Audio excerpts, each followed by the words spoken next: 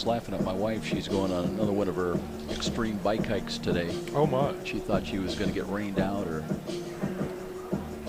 she's probably smiling now. Yeah. She goes on these 50, 60-mile round trip. You're kidding me. I go in the neighborhoods. You know. Yeah. What is that, like to Angola and back or something like that? Antwerp. Really? Yeah. Oh, my heavens. Does she go with a crew or just by herself? She's got a teacher friend. Okay. Yeah. Well, good for them. It wouldn't be good for me, but good for them.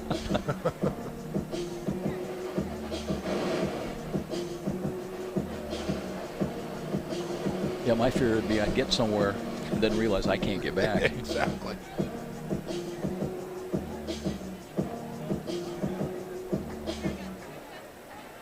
Two and a half minutes still open. Copy. I thought it'd be bigger. Pardon me? Well, you got to start somewhere. That's right. Olivet Nazarene had probably 100, 150, and I mean, right. you know, we'll get there. You know, Sure. It takes a while.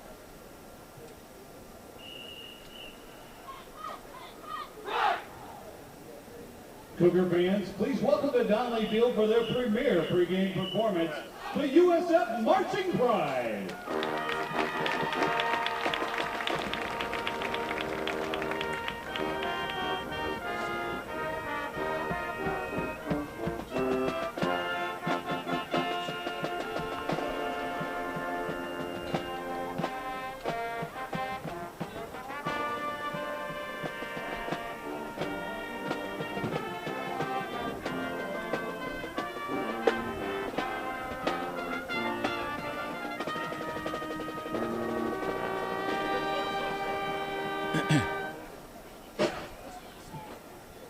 The USF Marching Pride is proud to support Cougar athletics across the campus of the University of St. Francis and would like to welcome all Cougar fans to today's game against the Trojans of Taylor University. Up next, with words and music by former University President, Sister Joellen Sheets, 60 seconds. University of St. Francis Fight Song.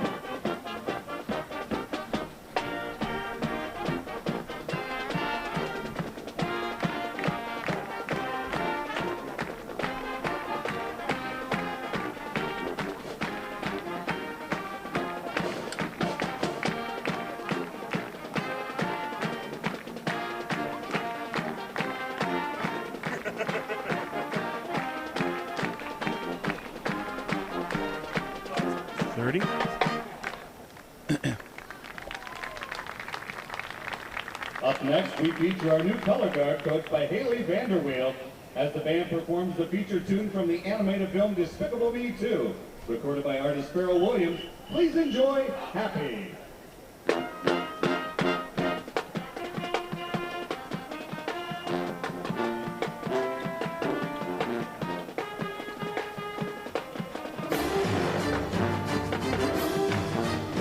It is game time for the winningest college football program in the state of Indiana. It's the University of St. Francis Cougars on Redeemer Radio. Now, live to the stadium with the voice of the Cougars, Joe Parson, and the Redeemer Radio sports team. Cougars finally back home to face the Taylor University Trojans. Maybe the weather as well. Hi, everybody. Welcome in to Bishop John M. Darcy Stadium. I'm Joe Parson, joined by Sean McBride. St. Francis returning home after a 2-week tour of Illinois, which was very successful, especially so last Saturday night in Bourbonnais, Illinois, where the Cougars struck quickly and often in a 58-14 rout over Olivet Nazarene. Quarterback Nick Ferrer, very sharp, leading USF to a 38-0 halftime bulge. He threw for 344 yards and 3 touchdowns, one of which went to 6'3" senior receiver Seth Coate. He had 18 touchdown catches a season ago. And defensively, the Cougars posted 9 sacks on the day. That's a new team record, 4 by Lucas Sparks, tying a 2005 record set then by Vincent Price. Total domination, Sean, by St. Francis and piling up 687 yards of total offense. The numbers bear no lie there, Joe. You're absolutely right. The Cougars in mid-season form here early on in the season, and really one of the things that is borne out that is not on the paper here, no sacks allowed on the season by the Cougars so far. So the Big Uglies up front really doing a fine job for Nick Ferrer and his skill position players. Let's take a closer look at Taylor University. The Trojans scored a fourth quarter touchdown and two-point conversion to tie Malone, but then lost to the Pioneers in overtime 39-33. 6'5" sophomore quarterback Everett Pollard, he threw for a pair of touchdowns and 244 yards, completing 19 of 34 passes, while 195-pound running back Tim Barrett, he ran for over 100 yards and 2 more touchdowns. Defensively, 230-pound linebacker Cameron Gray, he paced Taylor with 9 tackles. By the way, Blake Wheeler, another linebacker, recorded 3 tackles, 1 for loss, and 1 sack. So this is a tough opponent, Sean, one the Cougars cannot afford to look past. Well, and can't we harken back to last year, Joe, when the Cougars at Taylor really kind of called the dogs off. Obviously a little too early, allowing the Taylor to come back 35 points and nearly get away with a win at the back end. So Taylor, the records don't matter, the score doesn't matter. This team comes to play each and every week. Coach Donnelly kidding after the game. He says, well, maybe I shouldn't pull my starters with 10 minutes to go. Yeah, maybe not. Cougars Trojans coming up. We'll step out for a quick timeout. Then we'll circle back here with Coach Kevin Donnelly with his pregame thoughts. Taylor against St. Francis coming up very soon here at Darcy Stadium. This is Cougar football on Redeemer Radio, WRDF 106.3 FM, Northeast Indiana. It's time for the Lundberg Dodge Chrysler Jeep Ram 10 event, where there's amazing pricing on every vehicle in stock. Get 20% off MSRP on select vehicles, starting with the powerful Dodge Charger. Take 20% off the 2016 Chrysler 300 with tons of bonus cash available. There's also $1,500 of bonus cash on a new Ram 1500, the longest-lasting pickup in America. And there's $500 of bonus cash on the 2016 Jeep Cherokee. You'll also be able to save on the new Chrysler Pacifica minivan and new Jeep Renegade. Lundberg Dodge Chrysler Jeep Ram has the largest selection of vehicles in the area with over 700 to choose from. Over 700 to choose from. Shop them all at GlenbrookDodge.com. It's 10 time with 20% off select vehicles, including the new Dodge Charger and Chrysler 300 sedans. Get out of the heat and under the 10 at Glenbrook Dodge Chrysler Jeep Ram. That's Glenbrook Dodge Chrysler Jeep Ram. Under the giant American flag on Coliseum and always online at GlenbrookDodge.com. Cougars finally home after a 2-game road trip to Illinois, and last week, Coach, probably as effective, as sharp from the get-go as I've seen the Cougars this early in the season. 38-0 at halftime, scored the game's first 51 points, and a game of a lot of highs. 9 sacks on the day, I believe that's a school record. 4 by Lucas Sparks, that tied a record with Vincent Price going back, I think, 2005, and 5 players with 100 or more all-purpose yards, and you throw in Rocky James at 92, that would have made 6. I've never seen that before. You got to be very happy with what you saw last week. I was pleased. May we observe a moment of silence for those affected by the tragedy in DeKalb County 8 days ago. Opportunities. We've got some playmakers there. Our line did a pretty good job of keeping our quarterback standing up. So if we do that, we got a chance against him. Thank you. Just starting to heal up. Now please remain standing as the USF Marching Pride Director, Dr. Stephen Kandow, leads the band in the playing of our national anthem. You just hit on a key point. No sacks given up in the first 2 ball games. I know that was a little bit of an Achilles heel with 35 given up last year. But again, a team that goes vertical is going to experience some sacks. But you got to be very pleased. But from a coach's critical perspective, I know you guys and your coaching staff, there's still things to work on. There's a lot of things to work on. And offensively, the number one thing we have to do is protect the quarterback. And it's the first time in about 25 years the leeway to change protections and what he sees in pressure. So that is going to be a real advantage that we have not had since I've been here. So Nick was a student of the game.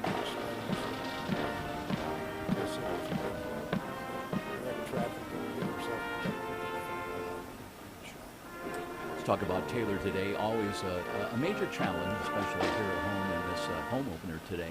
You'll remember that wild game last year down in Upland where I think we were out to a 48-0 lead, and then they scored 35 unanswered points to get 48-42. No Sean Lashbrook today. I think he had 5 or 6 touchdowns against it, but still, Everett Pollard back, a big quarterback, 6'5" or 6'6". We have a lot of respect for Taylor University. They play hard and never quit.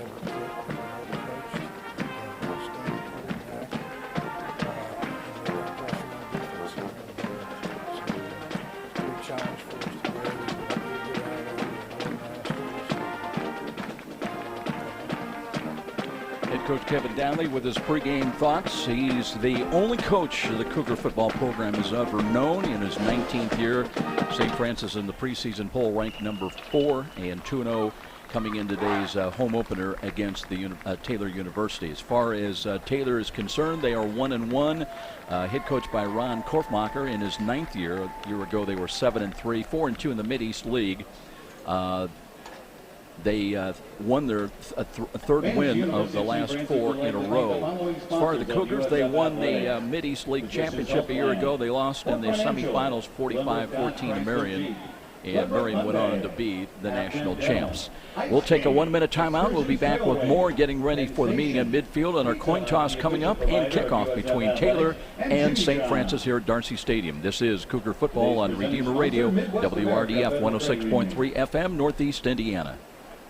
Make a difference in your life and others by joining. Every great team has focus and talent. And at Parkview Sports Medicine, our focus is on you. From performance training and nutrition counseling to orthopedic surgery, athletic rehab, and more, Parkview Sports Medicine's got you covered. You can trust us to bring together today's top experts in sports medicine to improve the performance and treatment of athletes like you. Go to parkview.com/sportsmedicine to learn how we can help you and the athletes in your life be your best. Parkview Sports Medicine. Upgrade your game. Healthcare options for students, families, and individuals. For all your health insurance needs, visit phpni.com. We'll have the latest flavor of the week with Father Glenn Corman's thoughts on faith and donuts, plus Catholic speaker Chris Pageant tells us about his conversion story, and Dr. Andrew Mullally from Cradle Failing Medicine tells us what we need to know about the latest. Fans be sure to visit our food vendor during today's game. They're down there under the stands with the best fish in town. Back at Darcy Stadium, I'm Joe Parson. Glad you could join us for this home opener for the University of St. Francis Cougars. 74 degrees here at Darcy Stadium. Sun is coming out. Now, they told us a chance of thunderstorms as the afternoon wears on. Winds out of the southwest about 11 miles an hour. But right now, if we can get things in, you could not ask for a better college football Saturday afternoon. Other games going on elsewhere in the MSFA. It is Santa Heights at Missouri Baptist. That also is a Mideast League game, as is this one today. Marion on the road in a non-conference game. They'll travel cross town and take on University of Indianapolis in a night game. Concordia has played well this year. They're on the road at Wagner of New York. And in the, let's see, what Mideast League right now has 4 teams: USF, Marion, Siena Heights, and Concordia, and they are all unbeaten at this point in this early juncture of the season. Don't forget, no game next Saturday. Cougars will have a bye next Saturday, and the next home game will be on September the 24th. It'll be homecoming as well, as USF will take on Lindenwood Belleville in a 12 noon kickoff. Co-captains coming out right now. For St. Francis, we're waiting for Taylor's co-captains to make their appearance. Looking at some numbers after a couple of games. Scoring offense, Cougars ranked number 2 in the Mid-States Football Association after that big win last week. 58-14 win over Olivet Nazarene. They are averaging 46 points a ball game. Taylor averages 37. Meanwhile, the Cougars rank 4th in scoring defense, giving up 17 points a ball game. And Taylor giving up an average of 33.5 points a ball game. As far as upcoming ball games, Taylor is in action next week. They'll be home. They'll host the Butler Bulldogs next Saturday night. That'll be a night game in Upland. And as we mentioned, the Cougars will have the week off. And then back here on the 24th, homecoming game matchup, 12 noon against Lindenwood Belleville. Referee today is Tom Burns. And we We are just about ready to get the meeting at midfield. Sean McBride down on the field. We'll have the introduction of the players and the coin toss coming up.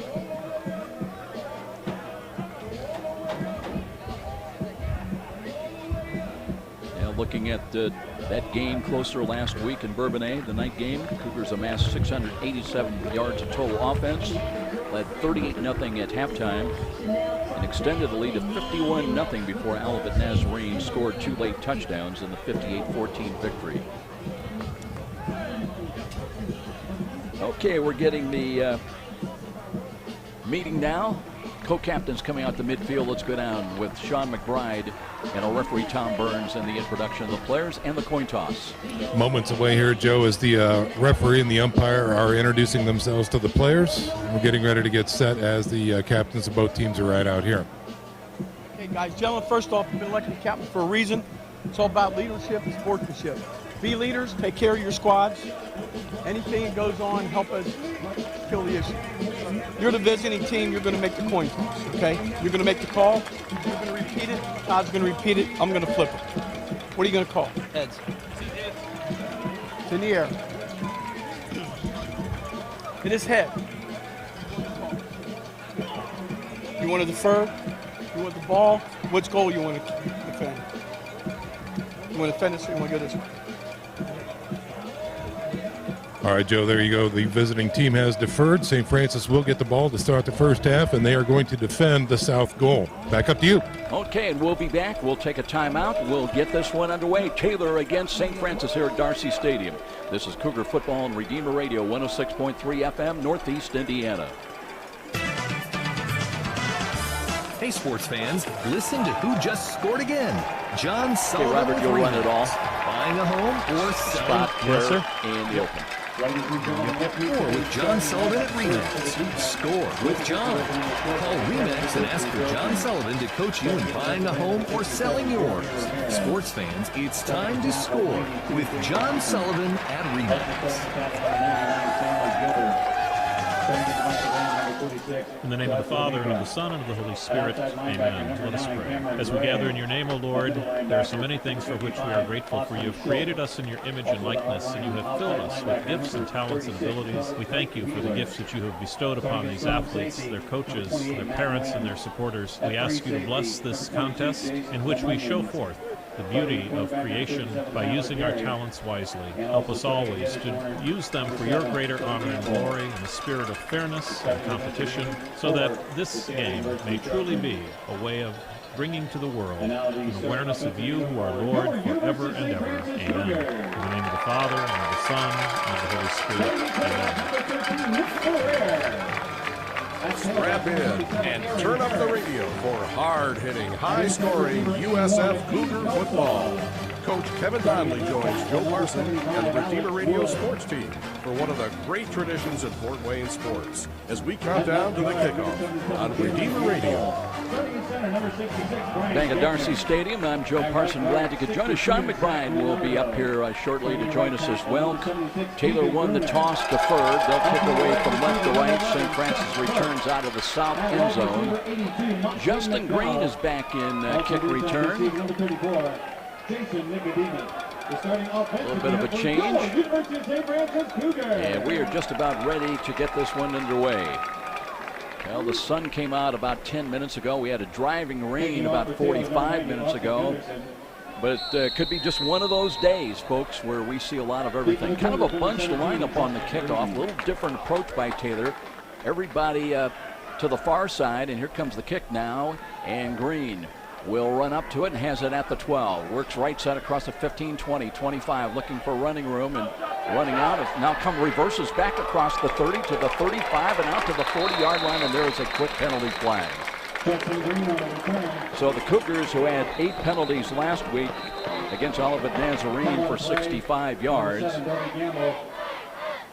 Taylor also with 8 penalties for 57 yards in their loss at Malone in Canton, Ohio. And there's going to be a block in the back against St. Francis, so that one will push them back. And they will start 1st and 10. A little bit further back, right around the 25-yard line. It'll be 1st and 10 for USF. Sean McBride getting his breath as make that trek up and down those steps, and it's a big stadium, Joe. That'll either make you or break you. Yeah, a little bit of both at this point. Game's still early. So here we go. Ferrer will step in at quarterback, and we'll check the set. Too wide to the left side. Cougars' first snap of the ball game. Stretch handoff, and there's a run right side by Aaron Harris. Harris, who ran last week, 11 carries, 3 rushing touchdowns. I'm sorry, that was Justin Green with 3 rushing touchdowns. Harris had 1 on 14 carries, but he also went over 100 yards, averaged nearly 7.5 yards a carry, and gets just a bit of a pickup of about a half a yard. Let's call it 2nd down and 9. 2nd down and long. Ferrer out of the pistol now. Again, same set with 2 wide to the left. That's the wide side of the field. Short drop and a throw right side. There's a catch made at the 30. And they'll be short of the first down, so by about 5 yards. But again, a little confidence builder to start the ball game. And that's Zach Gegner on the catch. Yeah, just chipping away here, Joe. Some short yardage plays and a run to the right side. Just kind of testing that defense right now. It's early. And they have a test on their hands, 3rd and 5 coming up here. Monte McDowell's had a big impact on this team. He's split to the short side, wide to the right. They've got to get out now to the 35-yard line on this snap as Ferrer barks out the signals once again. Looking, short drop, looks to the left side. He's got Coate, who went down for it, could not handle it though. Low throw that time by Ferrer, and the Cougars will go 3 and out. They'll have to kick the ball away here in their first possession of the ball game. Yeah, another foot off the ground, and Coate would have gotten that. He had to go way low to get that ball and just skipped off the turf, was unable to pull it in. On 3rd downs a week ago, the Cougars were 5 of 10 against the Tigers for 50%. They're at 38% in 2 games for the year. Nepper, who's come on to replace Spitnail out with that finger injury. Ready to kick the ball away, waits for it here, and the kick is up and on the way. That'll be a fair catch, called for and made at the Taylor 30-yard line. So we will see the Trojans with their first possession of the ball game. No score with 13:30 remaining in this open quarter. Joe Nepper, the punter that time, he is a 5'10", 181-pound true freshman coming out of Bishop Dwenger High School. No, you saw a lot of him. We did. Well, not a lot. It was a pretty good offense last year. I was going to say, sometimes the best compliment you can make is we never see this guy punting the ball, and that's good. Now we'll take a look at 6'5" sophomore quarterback Everett Pollard. He's out of Atlanta, Georgia, and looks to call his own number and runs left side for a couple of yards.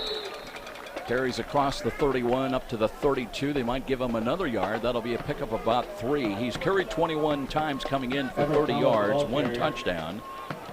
So kind of unusual because they've got some talented running backs. Richard Giordani's out there right now. He is a senior, 5'10", 185, who carried 9 times for 17 yards at Malone a week ago. 2nd down, let's call it a long 7.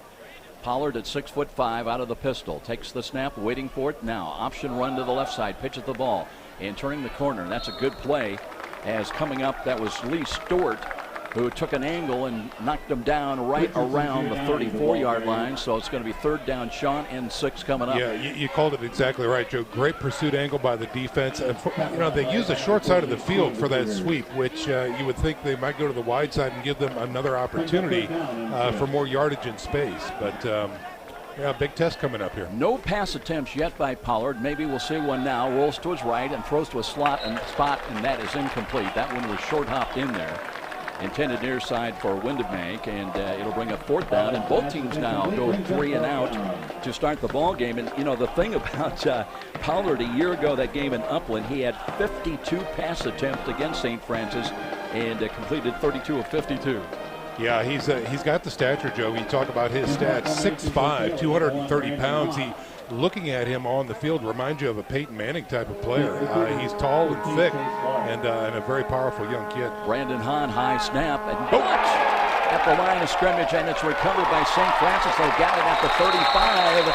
I believe it was Pollard maybe that went up and grabbed that ball on the fly. And St. Francis with a block punt, they'll have an excellent opportunity at the Taylor 35 this start of this possession. Wow, that is a huge special teams play, and they are going to factor in big today. And so far, St. Francis on top. A huge block right through the middle, got his paw on that ball, and sets up the offense very, very well. Looks like Aaron Harris will come back in to at least be out there this first snap of the football. It'll be 1st and 10. USF trying to draw first blood. Just inside it. 12.5 minutes time remaining here in the early going. 2 wide to the near side. And Ferrer out of the pistol once again with Harris, the running back. The give is, no, it's a play action fake. And here's a checkoff throw to the right side. And there's a King Kelsaw. Little down and out square out pattern run. And he's got a first down inside the 25 of Taylor and picks up more yardage. What a beautiful, beautiful execution by Aaron Harris there to really sell that run. I mean, I thought for sure it was going to be a tackle for loss because he was dancing around in the backfield there looking for some room, and he didn't even have the ball. Seth Coate checks in. He's on the split wide to the right. Kelsaw comes in and is on the wing to the right side. Little offset running back, Harris to the left side. Double wing attack right now. Motion out of it by Kelsaw. And here's Ferrer, looks right, dumps it off. Here's a catch, Monte McDowell turning to turn the counter, trying to get into the end zone. Let's see, will he step out of bounds? They show touchdown right now. No, he's out of bounds inside the 5 at about the 4. That close for a touchdown. Just a foot. His corner heel must have caught that yard stripe right there because, again, he dove for the pylon. He hit it. We all thought he had it, but, again, he must have stepped out just shy. So it'll be 1st and goal for St. Francis at the 4. Kelsaw stays in. He will move out to the right side. Up on the wing to the right side. Harris flanked to the left. A little bit behind Ferrer to the left. Motion again, right to left, Kelsaw. But here's a look. And no, they did hand the ball off. And Kelsaw will turn the corner. That was well disguised as well. It counts as a pass. And a little sweep off that little touch pass to Dean Kelsaw from 4 yards out at the 11:27 mark, and the Cougars on the board, 6-0. So combine a little shovel pass with a jet sweep, and that's exactly what you got. Kelsaw started in motion, and again, as soon as that ball touched Ferrer's hands, he flips it forward, and Kelsaw grabs it in midair and runs around the left side for a quick score. So Kelsaw with his first receiving touchdown of the year. He had 2 catches for 11 yards last week. And coming on, it'll be Ryan Nix trying to make it a 7-0 lead for St. Francis, and it is good. And we will step out here on a sunny day right now at Darcy Stadium. 7-0 Cougars in the early going, and this is Cougar Football on Gamer Radio, 106.3 FM, Northeast Indiana. You can help support your Catholic parish or school with Notre Dame Federal Credit Union's Elevate program. You'll not only enjoy excellent personal service and save money with your new loan or credit card, you'll also be giving money back to the participating parish or school you care about. Let Notre Dame Federal Credit Union elevate all participating parishes or schools. Elevate can be reached at 844-230-6611 or visit us online at ndelevate.com. Independent from the university. Back with Sean McBride, I'm Joe Parson. We're at Darcy Stadium in 7-0 USF. I was a little surprised, Sean, that, you know, Kelsaw, nobody laid a glove on him on that sweep to the left side. Absolutely. We've seen that kid play a lot of big plays, make some big plays all the way back from Snyder High School. Keep Kelsaw, the standout from Snyder there. And, yeah, it was sold very well, but it happened so fast. You know, that's the thing.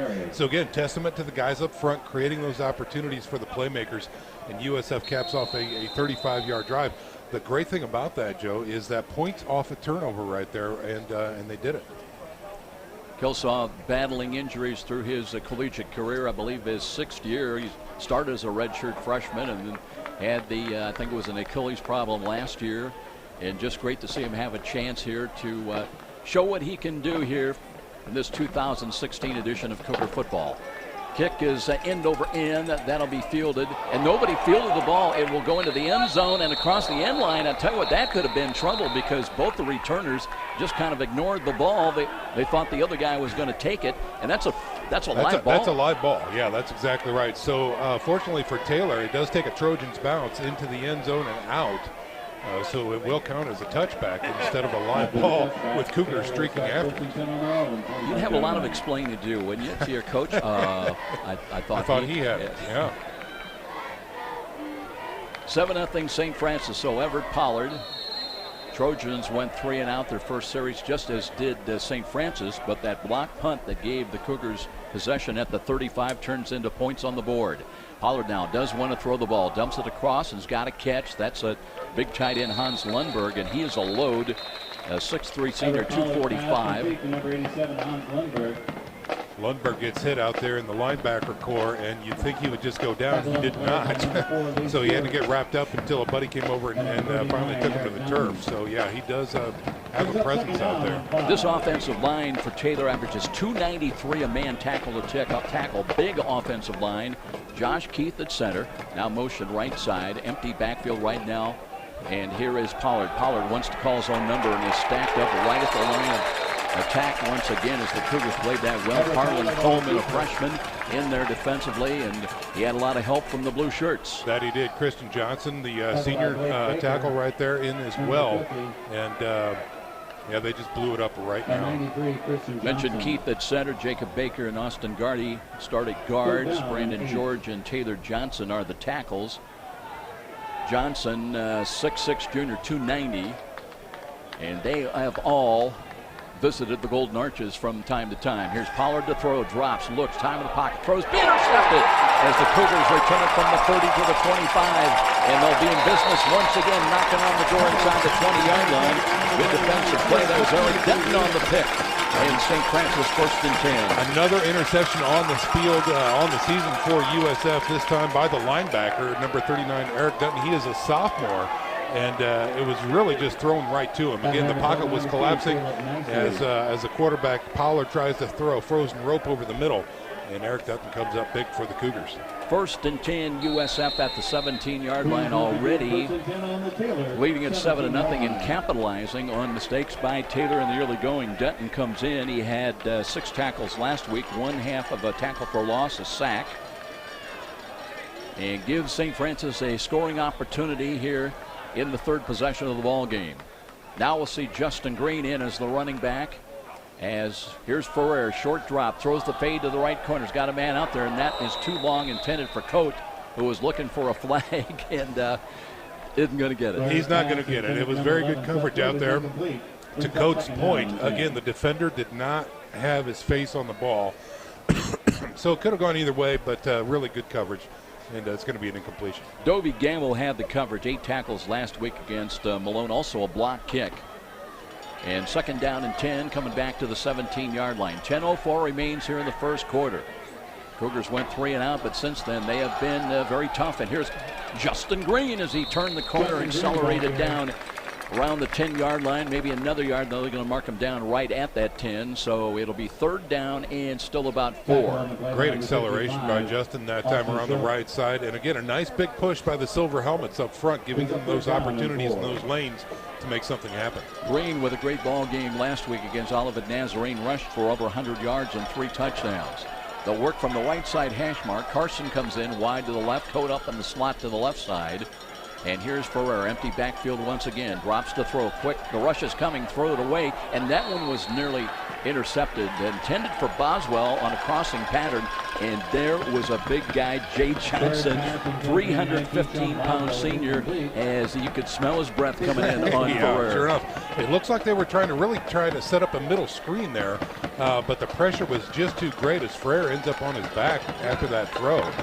So good pressure that time by the Trojans.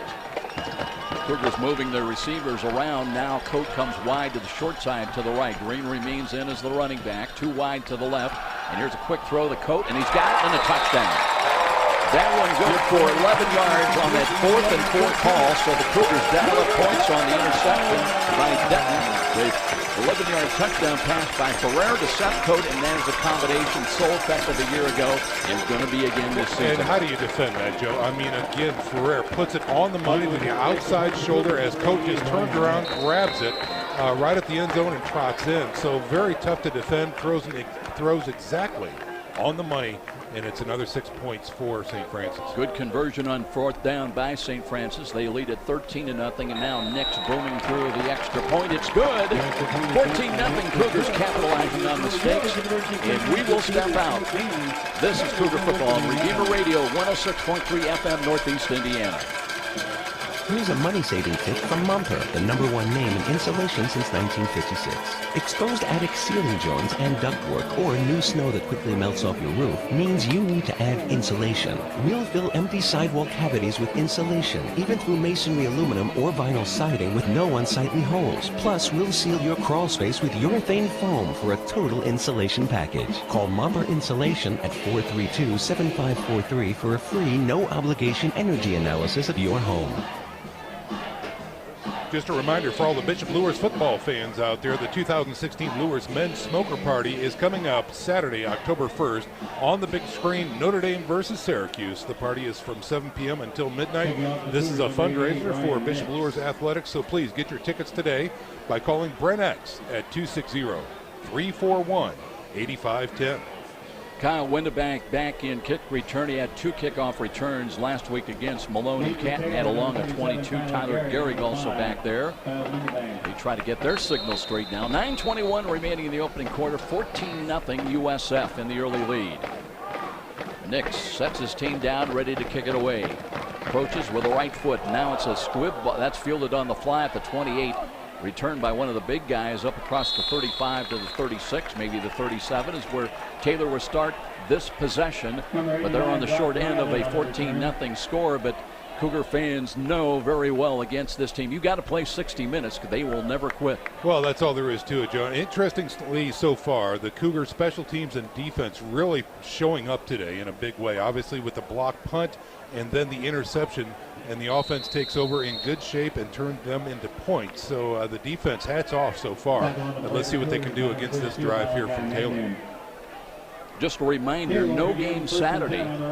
Kind of unusual for the Cougars to have an open date this early in the year, but that is the case. They'll be back at Darcy Stadium on the 24th for the homecoming ball game against Lindenwood Belleville. Here's a sweep coming up the left side. I believe that's Giordani. It is Richard Giordani on the carry. Angles to his left, crossed the 40. It got out to about the 41-yard line. Pretty vanilla student body left run that time for the Trojans, but it is effective. They get some good positive yards. Haven't seen Tim Barrett yet, number 2 in the MSFA. Had 19 carries for over 100 yards, scored 2 rushing touchdowns. They will have Daniel Boy into the game. Part of a trips package wide to the right side. That's the wide side of the field for Pollard. Barking the signals. Now throws to the right. Got a screen set and completes to Boy. Boy for a first down into Cougar territory at the 49. He's a sophomore, 6-footer. Had 5 catches last week for 48 yards. And great execution that time. He got up to the line and stepped back to get that screen pass. Had 2 blockers in front of him and was patient in his run, and it results in a first down. Got some big blockers when they bring in Tyler Boss, who goes 225, 6-foot senior. Now the one-back look for Taylor, 1st and 10 at the USF 49. Then they'll give again. Giordani trying to turn the corner and net and bounded. Wow, Nashawn Lewis lowered the boom. A loss back on the Taylor side of midfield, back around the 46, and I think we got a player down. Well, the ball, it looks like he may have separated the ball from the runner, but I believe they're going to just call him down. That was Coward that was coming up with the ball. Well, what a hit by Lewis. Whoa, yeah. Man. Yeah, freight train, and it was a clean hit. Put his shoulder right into him and knocked him into next Tuesday. Yeah, he's up, he's fine. Check your fillings, by the way. Yeah. That is a loss of 5 yards all the way back to the 46-yard line. You could see Lewis coming. Yeah. Kind of expected to see somebody try to lay a block on him. Right. Never happened. Never happened. So 2nd down and long. Here's a throw to the left. That one's knocked away. And boy, Lewis is playing a game today, folks. That he is. That he is. Don't go out on Lewis Island because it's going to be unsuccessful now. Unfortunately, it looks like the receiver was trying to make a cut and went down as Lewis knocked the ball away. That was Caleb Nicely, the intended receiver. He came up limping, but Lewis again played the ball all the way. Now they've got to get to the Cougar 39 on this 3rd down and long call. Still 7:30 time remaining in the first quarter. 14-0 St. Francis, and Coward nearly jumped across, but was able to reset. Show the blitz coming for the defensive left side. He still may be thinking the same way. Cougars jockeying their personnel, especially the linebackers. Now Pollard drops the throw. Looks at being hit as he threw the ball, and that one's incomplete to no one, as Pollard had to rush that throw see who was coming in there. Was that Muncie? Yeah, yep, number 54. Oh, that's Sparks. Lucas Sparks. Yeah, Lucas Sparks. Sorry about that. Yeah, so again, three-man front that time for the St. Francis Cougars, and again, the outside linebacker showing blitz, and then Sparks through the middle as well on a little delay there. Gets to the quarterback, well overthrown, not a chance that time, and now the Trojans are in to punt the ball away. Brandon Hahn, who is averaging over 40 yards a punt, has long of 52 this year. Ranks him number 6 among MSFA kickers. Waits inside the 35. Boswell back in punt return. Here's the kick. High wobbly ball. Boswell trying to eye that one. Grabs it at the 14. Cuts left, cuts right, and dragged down across the 15 at about the 17-yard line. That is where St. Francis will go to work offensively once again. 7:14 remains in the quarter. 14-0 USF. Great punt that by the Trojans that time, and good coverage as well. Really good hang time, nice arc on that ball. It really prevents St. Francis from getting much of a return whatsoever. So they're going to start out inside their own 20-yard line. Well, the key so far this ball game, Cougars really able to take advantage of mistakes. Now they start from their own 18-yard line is where they spot it, 1st and 10. And we will see P.J. Dean in, as he's missed a couple of games, out with a chest problem. But back now, and they'll give the ball to him, working off tackle on the right side, turns the corner, and he's out across the 20-yard line, fighting for the first down stick. Let's see where he stepped out of bounds, somewhere right around the 25-yard line, and that will be a pickup of about 6. Yeah, nice hard-nosed run that time out to the right side. P.J. Dean finding that second gear as soon as he has that ball, looking for a lane. And that's a good quality run from scrimmage right there. P.J. Dean with 59 carries a year ago, 452 yards, scored 6 rushing touchdowns. 2nd down and short. Cougars improving field position.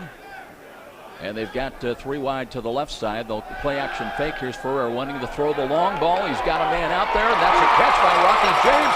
James at the 30, 25, 20, 15, 10, and will be wrestled down inside the 10-yard line. It'll be 1st and goal for St. Francis.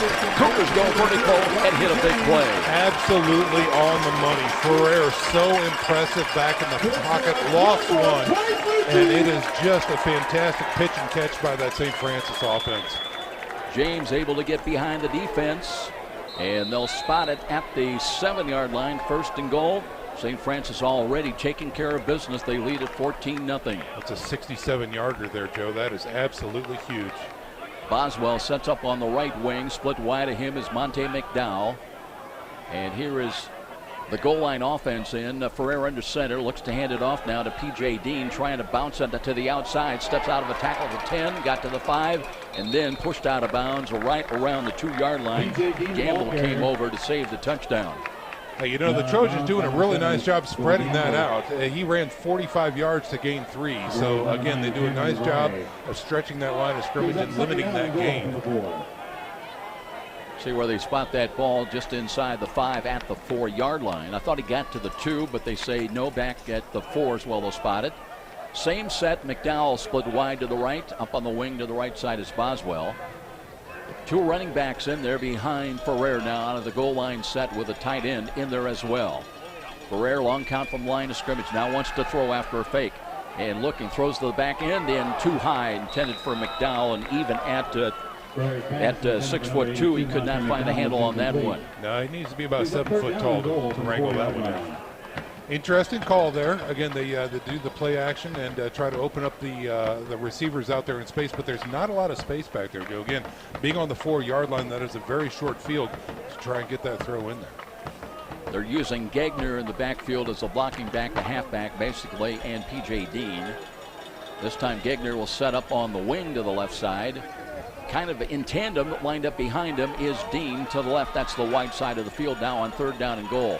Motion out of it. Here's a fumbled ball picked up by Ferrer, and he's got to go down. Back around the 8 or 9 yard line. So they were attempting the jet sweep left as they were going with a heavy left package right there, and it was a bad transaction. I don't know if it was a snap or just off of Ferrer's hands, and he has to cover it up. So they will attempt with Nix coming on a field goal. 1 of 2 last week.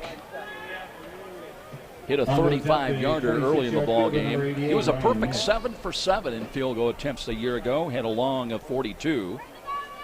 This one, they'll set it down at about the 17-yard line. A field goal attempt from the right side hash mark, about 27. Right-footed kick has got the distance, and he's got the angle. So add points on the board, and still late in this opening quarter, 17-0 St. Francis in the lead, and we will be back. This is Cougar Football on Redeemer Radio, 106.3 FM, Northeast Indiana. Redeemer Radio is looking for a few good men and women to pray for the support of our work in proclaiming the truth and beauty of our Catholic faith. Can you provide prayer coverage for 1 hour out of the 56 hours of Fall Share-a-thon? You're welcome to pray in Redeemer Radio's St. Gabriel Chapel, or at home, or at church. Prayers are needed Monday through Friday, October 24th through the 28th, 8 a.m. through 7 p.m. Sign up now at info@redeemerradio.com or call the station, 888-436-9598. God bless you. With Sean McBride, I'm Joe Parson. Glad you could join us today. Home opener for St. Francis. Cougar football here at Darcy Stadium. Starting to cloud up a little bit, Sean. And we had some rain earlier, Joe, and it was not exactly light. And we'd have to double check the radar. But we had beautiful blue skies there for a while, mostly sunny. But again, as you said, the clouds are rolling in. Windabank back deep along with Gehrig. Cougars split out of the huddle. They'll kick away again right to left. 17-0. St. Francis in the early lead here at home. Nix now approaches and drives it with a right-footed kick. Backpedaling into the end zone, and that one will go across the end line as well, and it'll come out on the touchback to the 25-yard line. That is where Everett Pollard will go to work once again. The young, talented, and tall quarterback for the Taylor University Trojans. So far, Joe, we've seen St. Francis really firing on all cylinders. Really kind of a disappointing end way to cap that drive there. A big 67-yard throw and catch by Frere to end up with only 3. However, they did end up with 3, and that's really important because, again, the defense is giving the offense a lot of opportunities, and they are capitalizing on those drives. Don't get greedy on me now. I love it too much.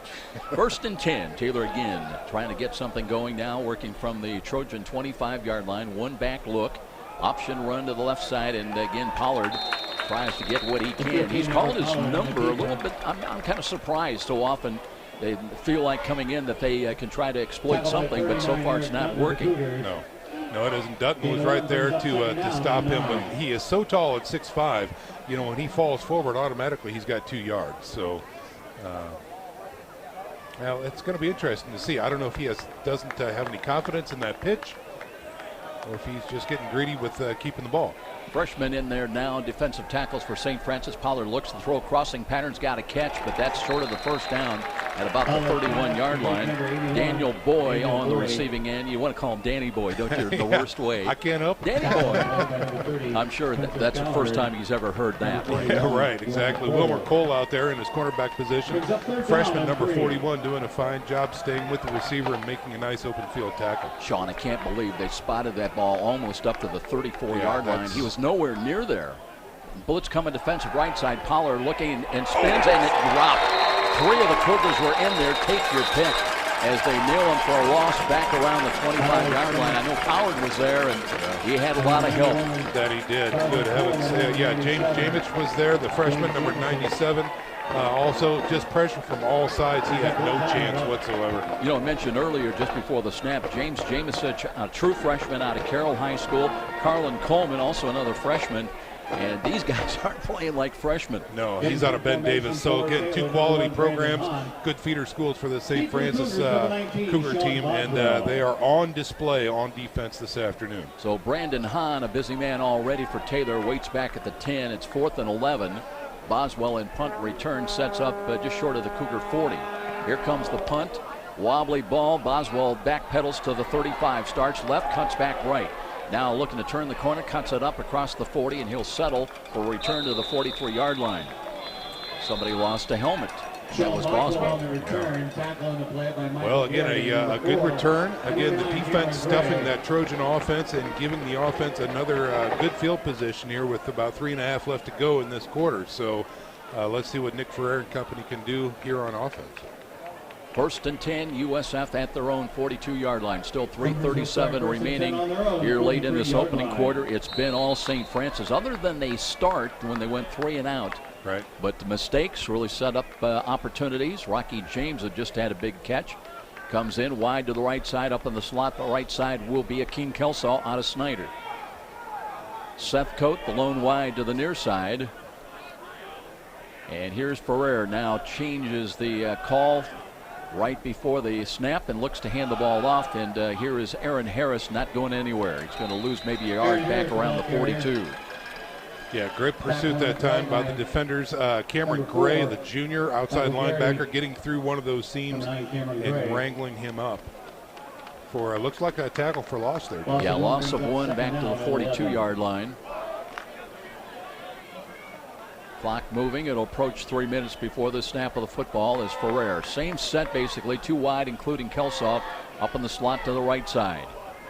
Ferrer now looking, play action fake, looks to throw, dances, throws over the middle. He's got a reaching catch. They're going to rule it a catch. Oh, no. They say the ball hit the turf. Come on, you gave a present to Taylor on that spot. You might as well give a present to Kelsaw on that catch.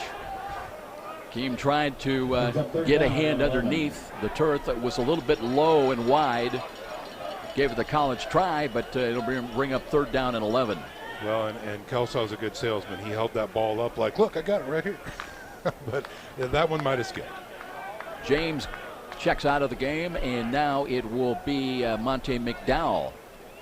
And let's see if they try to go vertical once again. Now as Ferrer drops the throw, looks right side. Screen is set for McDowell. Works to the 45, and he's short of the first down. Got tripped up at about the 48-yard line. They're going to say the knee hit back outside the 49 of Taylor. It'll be 4th down and 2. So they open up the middle and downfield after the throw with big number 63, Zach Minardo, out there blocking for him. And I wouldn't want to be on the receiving end of that block, I'll tell you that. This offensive line for St. Francis averaging 279 a man tackle to tackle. Brian Gegner, Zach Minardo you just mentioned, and Jalen Gamble the guards. Keegan Bruner, Alex Woods the tackle. Goal line offense is in. Cougars need 2 yards. This pitch comes to the right side. They're not going to. Well, do they do it yet? Let's see. No, that's a lineman out there leading the way. And Taylor is held on downs on this 4th and 2 call. They'll take over the ball with very good field position right around their own 48, 49-yard line. Yeah, so St. Francis goes for it on 4th and short here. And why do they do that, Joe? Because they have very good confidence in their defense. Their defense has been so stingy so far in this contest. I know it's early, but when you've got a defense that is performing at the level of this St. Francis defense, you can afford to take risks like that because you've got good confidence. But now Everett Pollard will have some of his best starting position of the day on this offensive drive and he stays in, the sophomore quarterback at 6'5". 1st and 10. Pollard out of the pistol, looks to hand it off, straight ahead run, and that's going to be the best of the day by Giordani as he's into Cougar territory at inside the 45 to the 44. He'll pick up about 7 yards. Yeah, a little trap play there that really worked well for the Trojans as they give it to the first man through, and the quarterback tries to go outside like he's got the ball, but the inside trap was successful. Call that a gain of 7 there, Joe? Looks like that. By the way, Eric Hemmelgarn is in. There's a story about that right after this snap comes up. It'll be 2nd down and a long 3. Just 97 seconds remaining in the quarter. Cougars lead here at home 17-0. Pollard checking that defense, looks to hand it off again, and does hand it off. Nothing there. Stopped right at the 45. You know, for 2 years, I've been calling number 98, 6'5" sophomore Eric Hemmelgam, and if you looked at some of the old rosters, the typeface was such that the last letters looked like an M in there. Yeah. John, the wild part, nobody corrected me. I finally got a text last week, and I got to believe it was his dad or mom said, "Get it right, dummy. It's Hemmelgarn, like barn," they said. Yeah. So I stand corrected, but you got to admit, I'm consistent, if nothing else, That's even exactly when wrong. Right.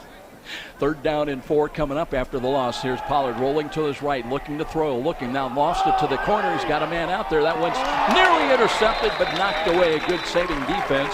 They were looking down into the corner for Daniel Boyd. Wilmer Cole was there, but he had some help as well. Cole with an absolutely textbook coverage there. He was step for step. He read the receiver's eyes, looked back at the right time, got his paw up there, and knocked that ball away. Wilmer Cole doing a fine job out there from his corner position.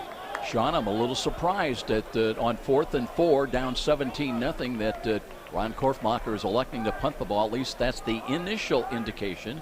Let's see if they've got some trickery planned here with the ball at the Cougar 45.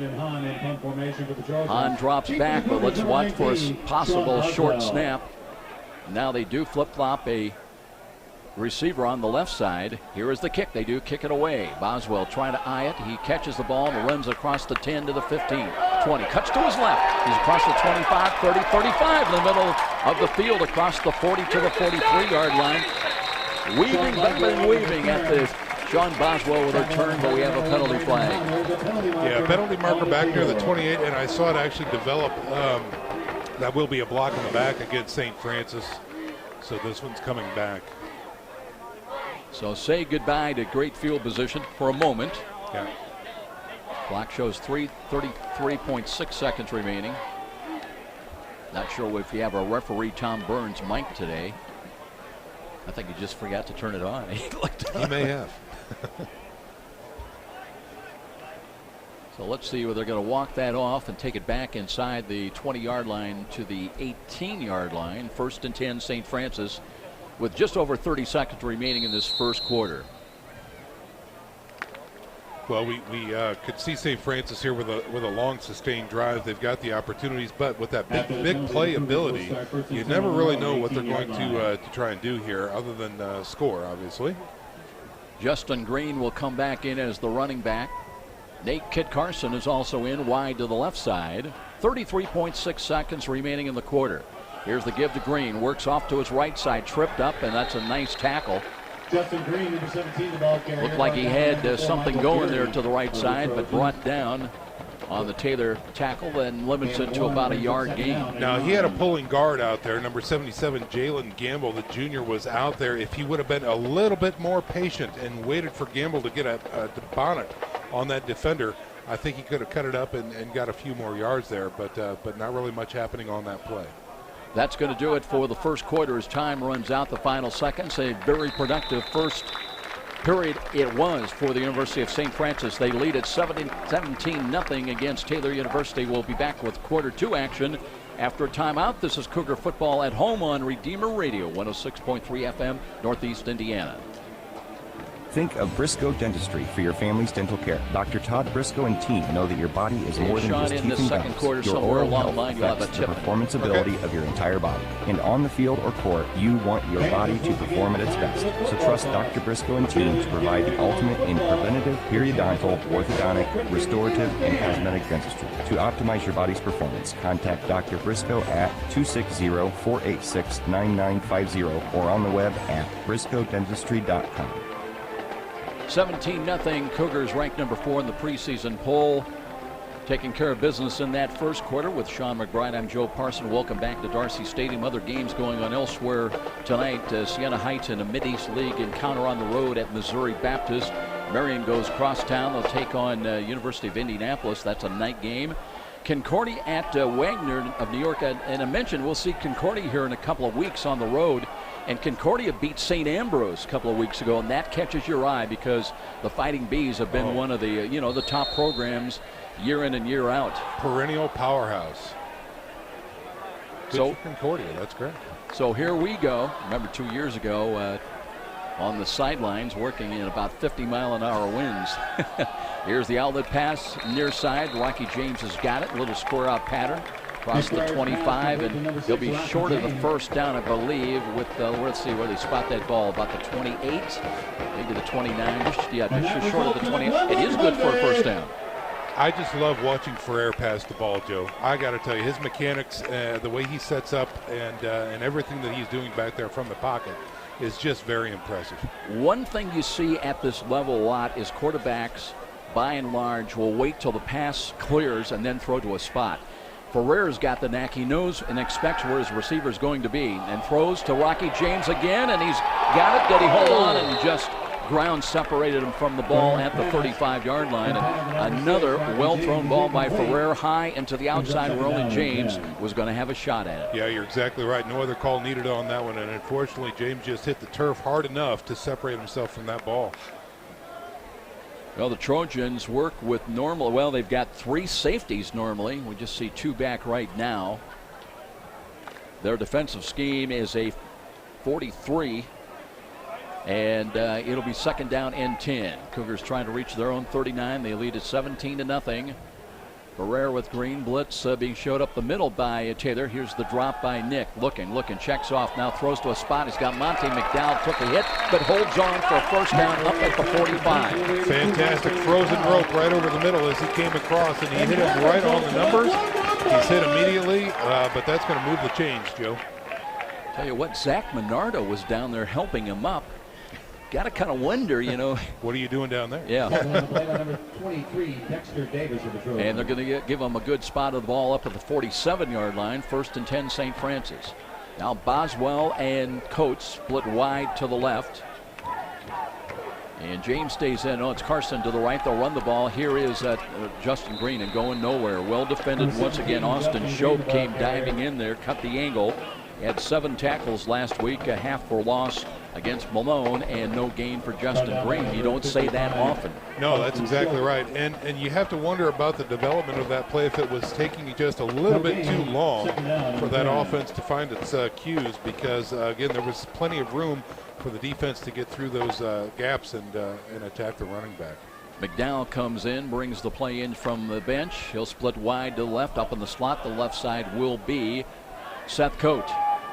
And he immediately draws double coverage. Second down and long. Ferrer, play action fake. Looks, dances, throws over the middle. Looking for McDowell. McDowell bumped a little bit on the play. We don't see a penalty flag down there. He was trying to adjust on the ball in mid-flight. And he was going to go over and help the official, grab the football, and then said, no, you know what? Get it yourself. Yeah, that's right. And I think that was a good no call. If there was anything, there was incidental contact there as McDowell goes down after he cannot get that ball.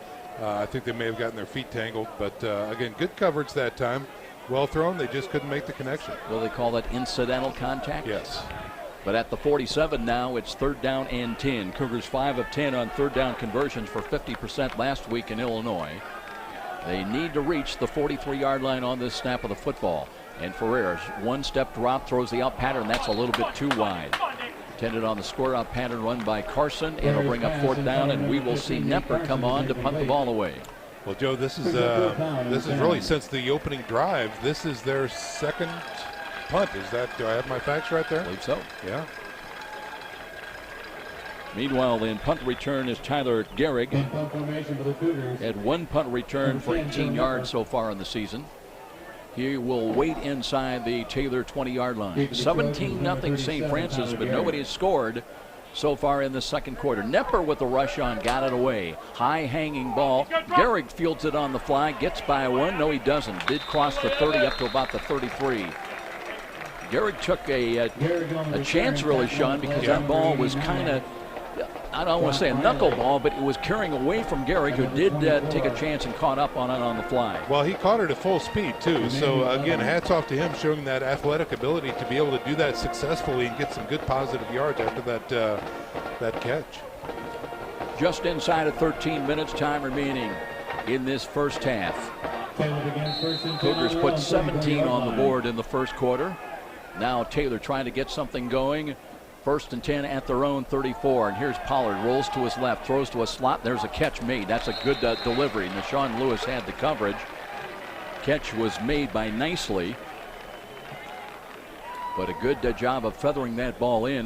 The Cougars had it well bracketed, both high and low, but the catch made nonetheless. And Nicely now limping a little bit, stays in the game, split wide to the near side. First and 10 at the Taylor 45. They'll run the ball now, and here's a blast play up the middle, and second effort's going to get them a gain up close to the 47-yard line, so a gain of 2. Well, and again, we've seen Taylor so far really take a departure from that power front running right up the middle until that play right there. So they're going to try and balance their attack. They did a fine job on that previous play, rolling that quarterback out into space and buying him a little time. And it was, again, Joe, like you said, a well-delivered ball as he was running out there alone. That is Tim Barrett in there as the running back, offset to the left side. As here's Pollard throws, and he's got a diving catch for a first down at the Cougar 45. Windebank on the receiving end, so a little faster plays and the shorter possession type of passes for Everett Pollard, and a little bit more success now in this second quarter. Yeah, just a two-step drop, little hitch pattern from the man in the slot, goes to the sticks, turns around, fire, boom, success. Windebank up on the slot to the left side, split wide of him is nicely, still limping somewhat as Pollard with a blitz coming and hands the ball off, and Barrett steps out of a tackle initially. Will have a positive gain to the USF 42-yard line. Cougars had 3 players coming in from the defensive left side, including Carlin Coleman, but they just couldn't quite cut the angle and get to, and boy, I tell you what, right now, Barrett is down on one knee. Is that a shoelace or is that a problem? He might be tying his cleat, yeah. He looks okay. On the play by 55. Gain of a couple, second down and 8, but here comes Taylor now at the USF 42-yard line. Barrett stays in, the running back offset behind to the left of Pollard. And Pollard wants to throw, play action fake, throws to the right side. He's got a man open down there, but too long with the throw. That's incomplete, as Daniel Boy had a step initially. But that one overthrown by Pollard, and it'll bring up third down and long. They've got to get to the USF 34. Yeah, that's really kind of the first time that I've seen Daniel Boy get a little bit of separation. Again, if that throw was perfect, he had the opportunity to pick that one up against Wilmer Cole. But again, that's an incomplete pass. Brings up third and long. Same set with 2 wide to the left side. Cougars on the far side come up on the corners on press coverage, and they're showing blitz again, defensive left. Here is Pollard out of the pistol, drops the throw again. Blitz is coming. Pollard loads, throws, and a short hop ball in there, incomplete. It'll bring up fourth down. That one did not have a chance as USF was bringing pressure. Well, and Lee Stewart out there did a fine job. He was showing blitz and backed off, and a good thing he did, because he was in man coverage out there in the flats on the right side, and he had his receiver well covered, and an incompletion because of it. Now the Trojans try to play field position. They bring Brandon Hahn in on fourth down and 8 to kick the ball. He waits back at the 45 of Taylor. Boswell in punt return at the 11. Here's the kick off the side of the foot, going right side, and stays in bounds and takes a Taylor bounce. Why, you talk about that was well planned. That's just the way they diagrammed it, inside the 10 at the 8. Wow. Do it again. Because that I thought it was a muff. Once in a lifetime kick right there, but maybe he knows how to do that, because if he does, that's a great skill to have. So St. Francis, good news, they get the ball back with 10:56 remaining in the first half. The bad news, they'll have it at their own, the 7-yard line, 1st and 10. Carson coming out, Boswell, along with McDowell. Now Carson comes out of the game. Coach stays in wide to the left, and he will have Gehrig on him. St. Francis forced to punt on their last possession, so we'll keep an eye on that. So the Cougars 93 yards away as this drive starts. Short drop, and here's the Monte McDowell on the bubble screen as he carries it out up to about the 10-yard line. That'll be a short gain of about 3, maybe 4 yards. They're going to give him a spot of the ball up around the 11. The officials being somewhat generous on a few of these calls here, Joe. I thought for a while I'm doing arena football again.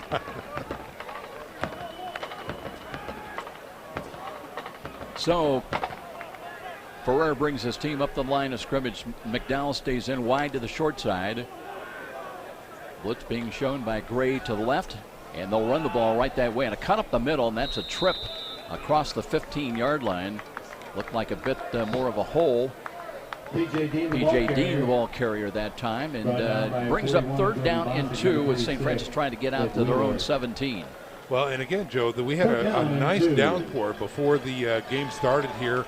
We saw one kickoff that was slipped and kicked as far as that goes. So footing might still be an issue on the turf. Yeah, you're basically dealing with plastic grass, so it might be a little bit still moisture down there. Third down and short. There's motion right to left behind the line of scrimmage as Ferrer looks, throws, and there's Boswell with and then he dropped the ball. Let's see how they rule it. Was it a catch or no catch? And are they going to rule it a catch? And well, the official's going to talk. Let's hold off right now. If it stands up, St. Francis would have a first down, and they spot the ball. They gave it to him. And they gave it to him, so a catch, a fumble, and recovery by St. Francis. Wow. Great presence there to keep his eye on the ball and wrap that up. So now the Cougars work with 1st and 10 from their own 24. So clearly, Joe, what the officials were determining there is that he caught the ball, made a football move, which he was, going sideways toward the sidelines there, and got separated and was able to retain possession. St. Francis working from their own left side hash mark now. 1st and 10. They lead it 17-0. Neither team has scored, though, in this, and now delay of game. I believe the play clock did expire. And St. Francis will be assessed a 5-yard penalty. Don't believe that Taylor's been penalized so far yet today.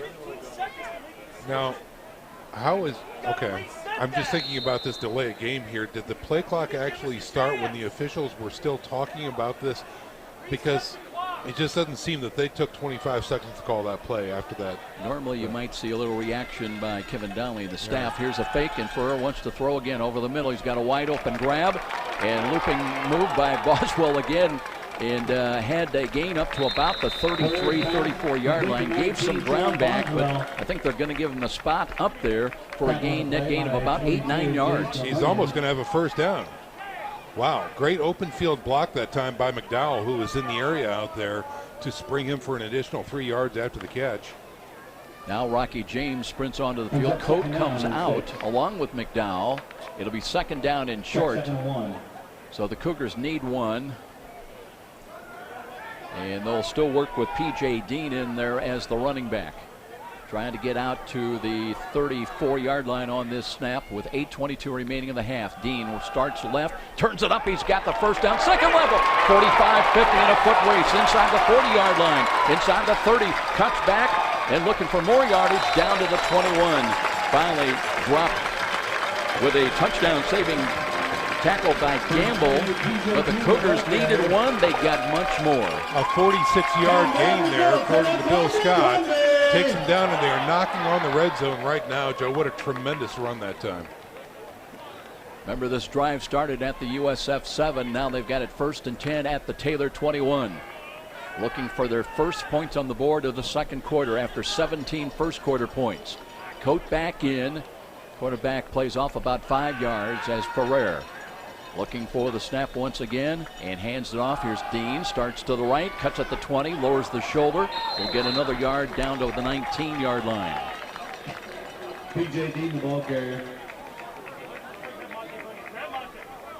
Well, we were so afraid about rain, and I hate to steal to take advantage of, but right now this is really a good football weather right now. It's beautiful. You're absolutely right. You seeing anything on your magic? I'm going to go ahead and check the magic box here and see if we can get an update, but so far the rain is holding off. Again, we had some earlier in the day, and then the sun came out. That was a pickup of 3 yards, 2nd down and 7. Dean stays in as the running back. Here's Ferrer, wants to throw, pumps, now throws. Oh. He's got a wide open grab, and did he catch it? Did he bobble it?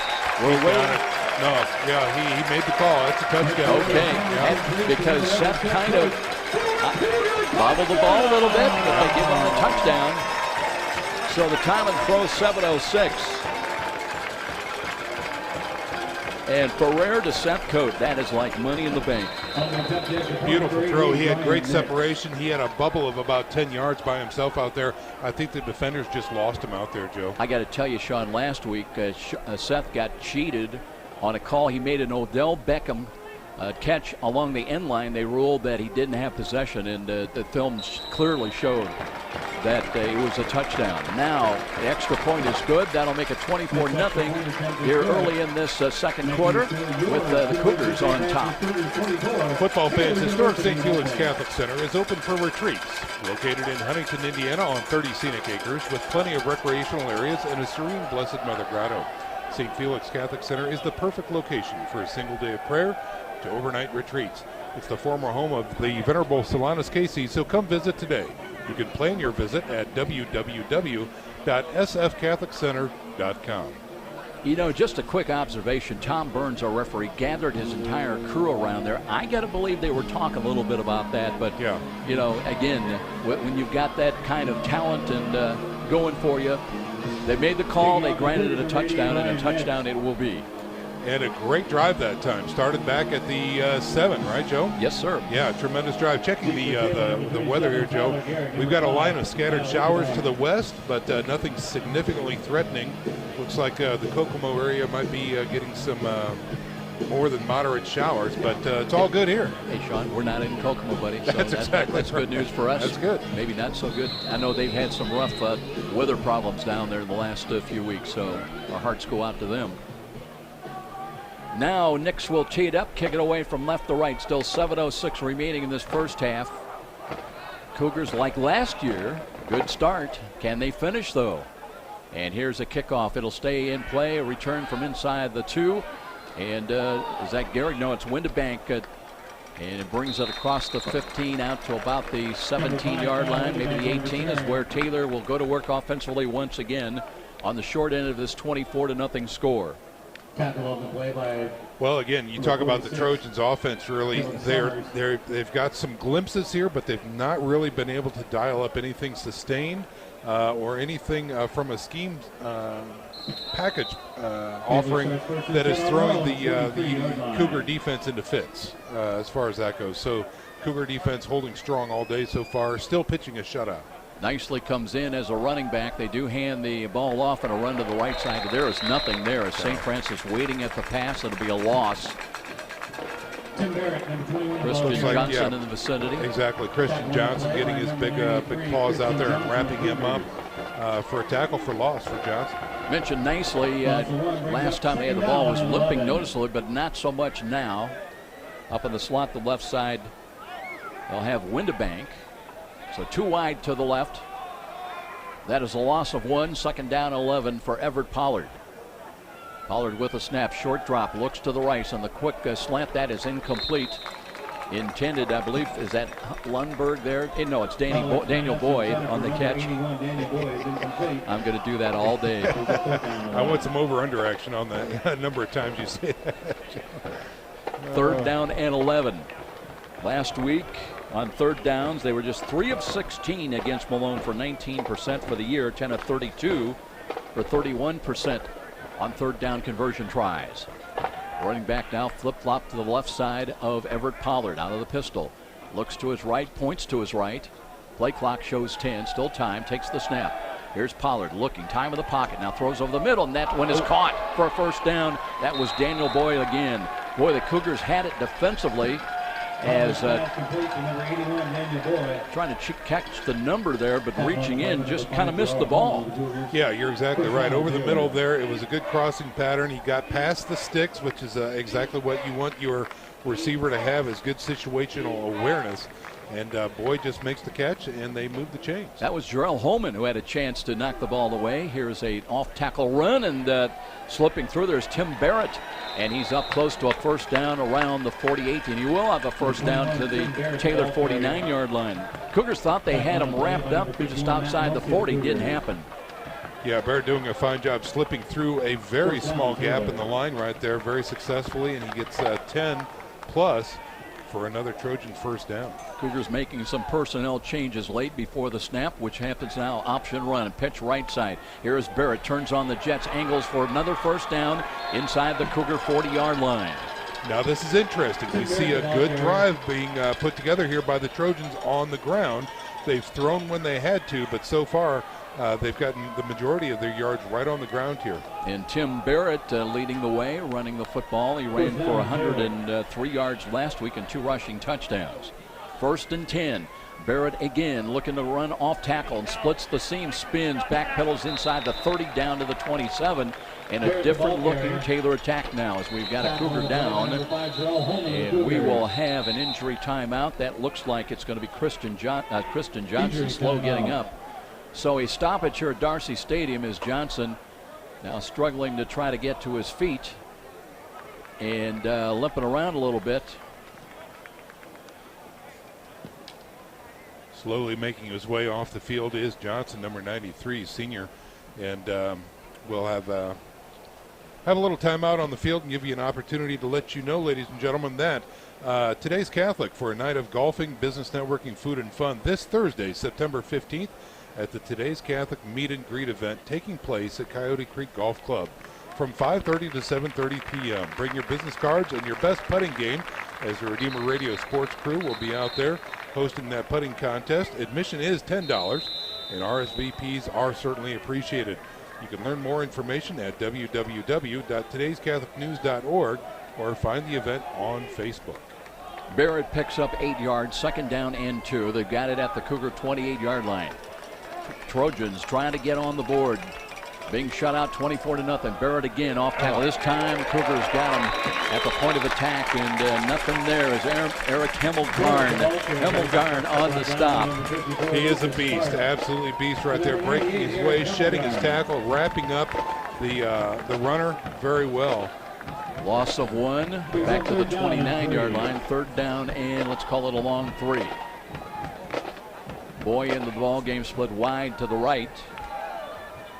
We'll keep an eye on Christian Johnson being tended to by the Cougar training staff.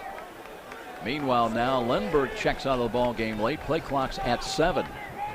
So they can bring Windebank back in, slot right. They'll run the ball again, and here is that 1st down run by Barrett. It read the defense very well. Cut inside on an angle run to it right, and on 3rd down they convert. It'll be 1st and 10 Taylor. Yeah, the trap play worked very well on the right side right there as the guard and tackle swap, and created that lane for the running back to run right through. Very successful inside the 25 now. Hans Lundberg checks back in and leads them with the catches made. Pollard now steps away. Didn't like what he saw defensively. Still 20 on the play clock. Blitz was coming on the right side. Maybe they were going that way. Now the Cougars change up defensively as well. Pollard with the snap, hands the ball. There's Barrett, feels his way through again and squirts his way all the way down to the 15-yard line. Yeah, unfortunately for the St. Francis Cougars, the defense shifted to the other side of the field as Coward went to the other side, and they ran to the opposite side of that. Here's a hurry-up offense to Barrett again, working off tackle to the right, and he's all the way down to the 12, maybe to the 11. Now we've got a couple of the Trojans slow getting up, including Josh Keith, their center. But he's back on his feet. Looks like he's going to be okay. Let's see if the Trojans will take a timeout. Right now we have one called on the field with 3:13 remaining in the first half. Still 24-0 St. Francis. Timeout USF, and this is Cougar football on Redeemer Radio 106.3 FM, Northeast Indiana. Tri-State Warehousing is one of the most complete service-oriented companies in the warehousing field today. Located in Fort Wayne, Tri-State Warehousing is a 50,000 square foot dry and temperature-controlled storage facility, serving 2/3 of the continental U.S. with overnight rail service. The dedicated staff and specialty services of Tri-State Warehousing are known throughout the industry. For great things in store, call Tri-State Warehousing, 260-436-2010. That's 260-436-2010. With Sean McBride, I'm Joe Parson back at Darcy Stadium. You know, football is such a interesting game. There's momentum, there's counter momentum. You have ebb and flow. Momentum goes, it comes. Right now, Taylor's found something to explore with their run game. Well, you have to wonder, too, with the score 24-0, Joe, have the St. Francis players taken their foot off the gas a little bit? Maybe they're comfortable with this lead. The coaches surely never are, but as a player, sometimes you play your competition. You would think after last year that would not be the case. Here is a keeper run that by Pollard, and he's going nowhere. It's Matt Swartz, redshirt freshman, another Fort Wayne product. Absolutely. Schwartz doing a fine job shedding his tackle right through the middle and locking up that quarterback. No gain on that carry by Pollard. Clock still running inside of 3 minutes now, late in this first half. 24-0 in favor of St. Francis. Taylor trying to get on the board, though. Schwartz, a defensive tackle, 6'1", 280 pounds, coming out of Snyder. He is a beast up front. Barrett stays in as the running back. Here's a play-action fake, though. A roll by Pollard. Throws to the corner. He's got a catch for a touchdown. One-handed grab by Daniel Boy. So that one good for 12 yards, and Taylor on the board here at the 2:30 mark to make it 24-6. Great poise back there by Everett Pollard. He was getting pressure right in his face, threw it to Boy, only where Boy could get it because, again, great coverage by the St. Francis defense as well. He had to go vertically to get the ball. He was successful, came down in the end zone. Now Gunderson, Austin Gunderson comes in to attempt the extra point. He is 2 for 2 last week, 7 of 8 on the year, and this one. I don't think it's good, Joe. No. I think somebody got a paw on it. So no good. 24-6 with a stoppage here down below Darcy Stadium. And we'll be back with more. This is Cougar Football on Redeemer Radio, 106.3 FM, Northeast Indiana. Hello, sports fans. This is Father Bob Garrow, chaplain at Bishop Dwenger High School. It is time to get geared up for our fall sports season. Whether competing on the soccer field, golf, or cross-country course, volleyball court, or on the gridiron, we wish good luck and great sportsmanship to all our student athletes and their teams. May we become the saints we are called to be. Saint Sebastian, pray for us. 24-6 here at Darcy Stadium. Still 2.5 minutes remaining until the halftime intermission. And Sean McBride, regardless of what the score is at halftime, you know that Kevin Donnelly and his coaches are going to be reminding his team of what happened last year in Upland. Comfortable lead, 48-0. Suddenly it's 48-42, and you're holding on for dear life. That's exactly right. There's no time to break out the cigars during halftime because, again, this Taylor team comes to play each and every week. That was on display throughout this entire storied process of this team. And here we have them with a never-say-die attitude. They're down 24-0. It doesn't matter to them. They're going to fight and scrap play after play after play. By the way, as far as personnel, Charles Gaston is dressed. Don't expect to see him today. And again, next week a bye week. Here is Green inside the 5 at the 1. Takes his time, crosses the 15-20, looking for running room, and splits left side across the 30 all the way out to the 34-yard line. And Justin Green, you know, he does such a great job of patience, patiently looking for the blocking to develop. I was just going to say that, Joe, with as much speed as he has, he started off that return with a trot. Why? Because he wants those blocks to develop. He wants those lanes to show themselves to him, and he did a fine job of that with a 26-yard return. First and 10 from the 33 for St. Francis, trying to manage the clock in the proverbial 2-minute drill now, perhaps. Leading at 24-6. Ferrer looking to throw the ball, drops, pumps, throws over the middle. He's got a drop he was ball. early. Yeah. No call. Oh, wow. That was Jace Lemunion wrapping up.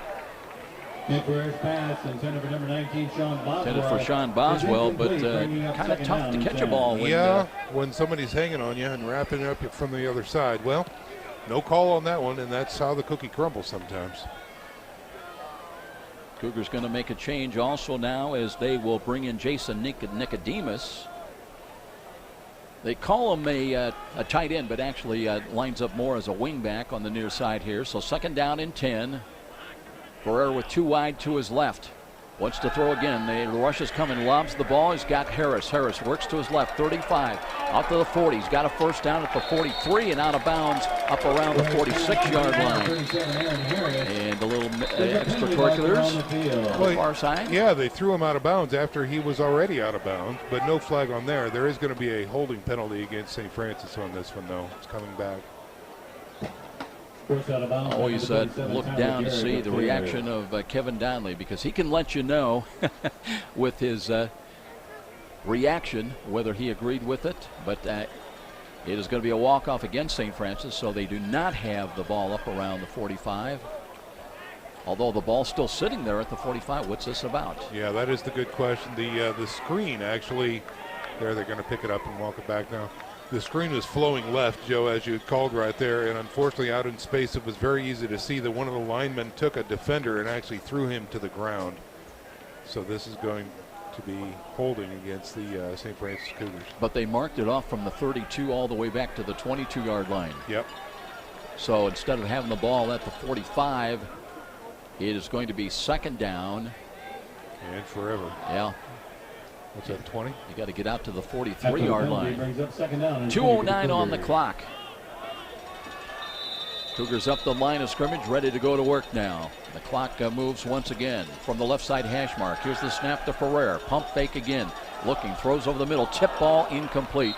2 receivers in the same vicinity. Kelsaw and Nicodemus, they kind of talked together a little bit. Yeah. Maybe one of them not exactly where he should have been. Well, I think somebody reached for it. I think Nicodemus reached for it, and Kelsaw was the intended receiver. So they were in the same zone. I don't know if that is a fault of the route or just some miscommunication there. But regardless, it is an incomplete pass. By the way, the ball is at the 23-yard line. And it'll be a third down. They've got to get out to the 43. So they've got a ways to go on this snap. Again, too wide to the right, the wide side of the field. Ferrer looks, throws the ball. That's sailed a little bit. The catch is made, but well short of the first down. Keem Kilsaw on the catch gets back the penalty yardage, but it'll bring up fourth down and about 11. And we'll probably see Nepper on with 1:53 to play in the half. So again, the idea here is Nepper gets a good punt away and pins Taylor back with really not enough time to put together a drive. That's the hope for St. Francis here as they're getting ready to go into the locker room with under 2 minutes to go here in the first half. Nepper unlimbering that leg, that right leg, waits at the Cougar 20-yard line for the punt. Gehrig back for Taylor at his own 32, not expecting a real long punt. And here's the delivery. The kick is away, end over end. Gehrig runs up to it. It's got it at the 36. Carries forward across the 40 to the 43-yard line. Let's see where he did come down. Up around the 43 is where Taylor's got very good field position, but just 1:45 to work with.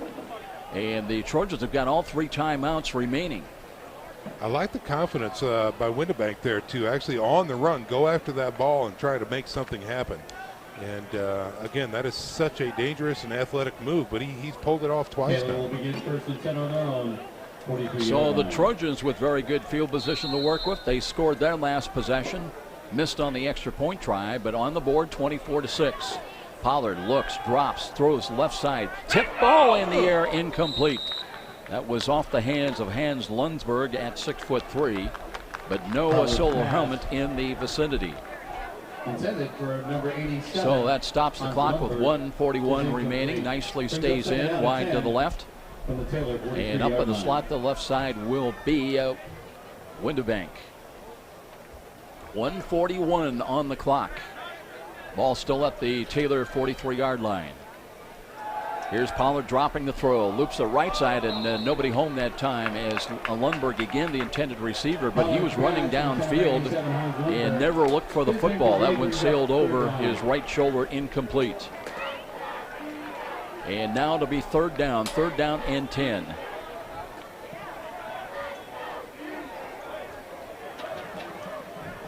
Taylor trying to reach the 47-yard line of USF on this snap. Stewart is back deep, one of the 2 safeties back. And here comes the blitz as the option pitch comes right side. And great open field tackle that time. And that's against Barrett. Barrett tripped up at the 46. Yeah, it looks like Lee Stewart shot the gap right there. Did a fine job of recognizing that pitch and blowing it up for really nothing. So it'll be fourth down and 6. St. Francis will take a timeout. 1:28 on the clock. Cougars expecting to get the football back and a chance maybe to add to this 24-6 lead when we return to Darcy Stadium. We'll step out. This is Cougar Football on Redeemer Radio 106.3 FM Northeast Indiana.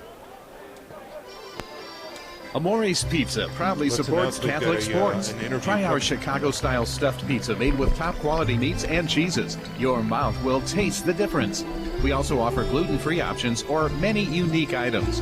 Amore's Pizza is located at 933 East DuPont Road, right off Coldwater. Full menu and specials can be found at amorespizza.net or call 490-9099. Amore's Pizza, where our food is made with love. 1:28 on the clock with Sean McBride. I'm Joe Parson, waiting. The Cougars expecting the Taylor kick here, leading at 24-6, coming up at halftime. Very special guest going to join us here at halftime.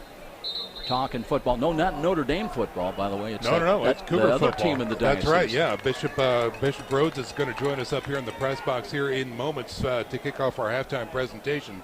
Always excited to be able to talk to him about what's new and exciting around the diocese of Fort Wayne South Bend. Brandon Hahn in to punt at the 22 high snap. Got it nearly blocked, but got the kick away. That's Gaston in there, by the way.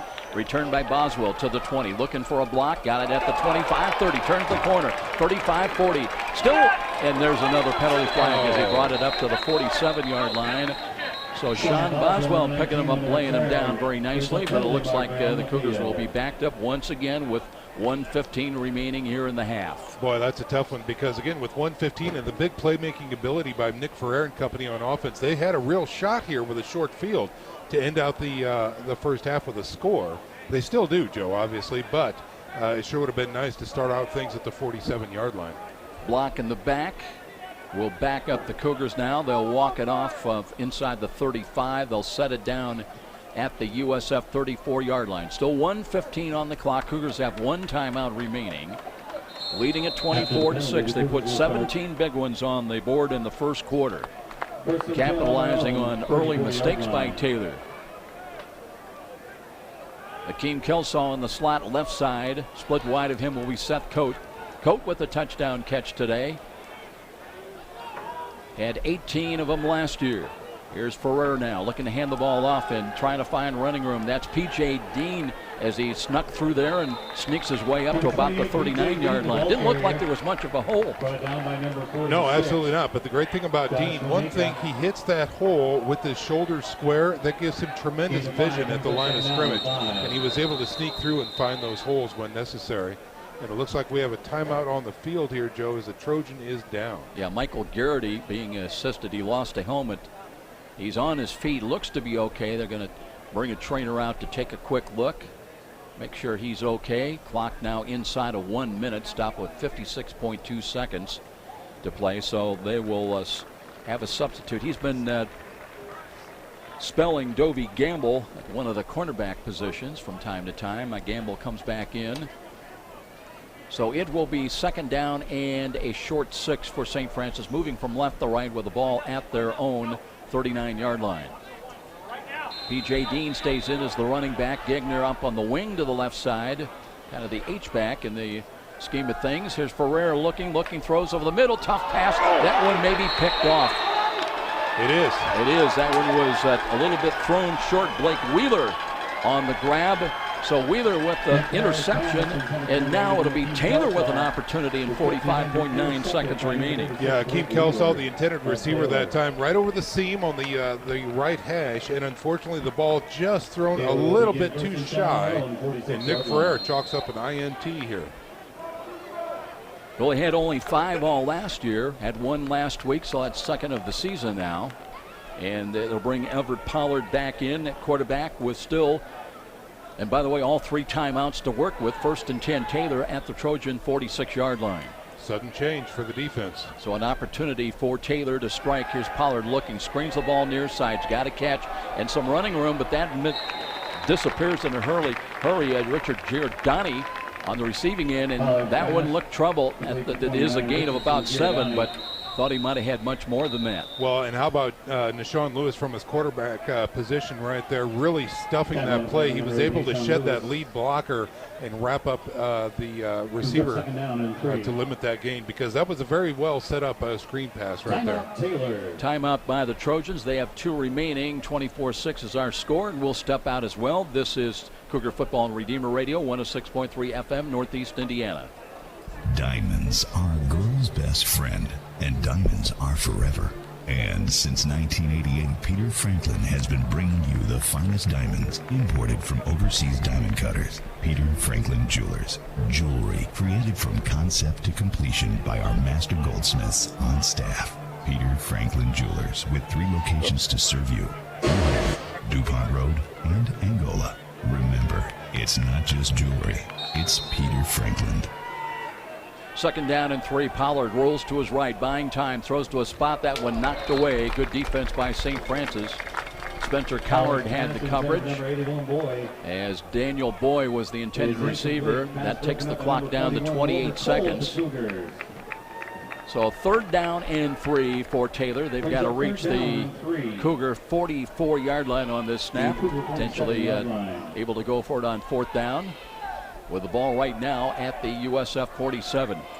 An interception by Wheeler gave them possession at their own 46, trying to maneuver, but just 28 seconds remaining until halftime. Pollard again out of the shotgun formation, drops to throw, looks left, pumps, pulls it down. Now lofting throw, and that one's tipped and intended for Nicely. He mistimed his leap a little bit, jumped too early, got fingertips on it, but couldn't haul it in, and it's 4th down. Well, and that is a huge missed opportunity right there, Joe. Nicely, again, not timing his jump properly, and he would have brought that down. He was hit immediately at the 30-yard line, but one has to wonder with 21 seconds and a fresh set of downs what Taylor could have done with that reception. Again, I got to say I'm surprised because Hahn in the punt, still 21.7 seconds remaining, and they're not taking a chance. They're going to punt the ball away and content to try to go into the dressing room, trailing at 24-6. Yeah, you would think this is 4-down territory. And now we've got another stoppage on the play as Taylor wants to talk about it. Yeah, they might be changing their minds and thinking that they've got an opportunity to try to at least pick up the 1st down, but not much time remaining. Both teams down to just 1 timeout remaining. Well, you have to wonder, Joe, the coach is going through their minds, do we have confidence in our offense to get 3.5 yards? That's what we need right now, and then we take a shot for the end zone. And the other side of that coin is, do you have confidence in your defense, trying to keep St. Francis with a long scoring strike? To make it maybe 31-6 before halftime. Ron Korfmacher discussing the options with his team and his coaches in his 9th year. They were 7-3 last year, and they gave St. Francis everything they could hope for. Down 48-0. Suddenly it was 48-42, and St. Francis holding on, had a late interception to hold on and preserve the victory. Now they will punt the ball with Hahn back at his own 39. Cougars with 2 back, including Holman. Here's the kick. High wobbly ball. Stewart's going to let that one hit, bounce into the end zone, so it will be a touchback. And the clock's continuing to run down to 12 seconds.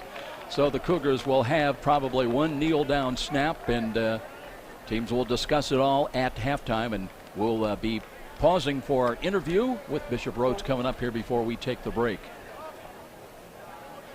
Offense walking out onto the field. So one other snap coming up. Pat Donnelly's already headed downstairs. That tells you that nothing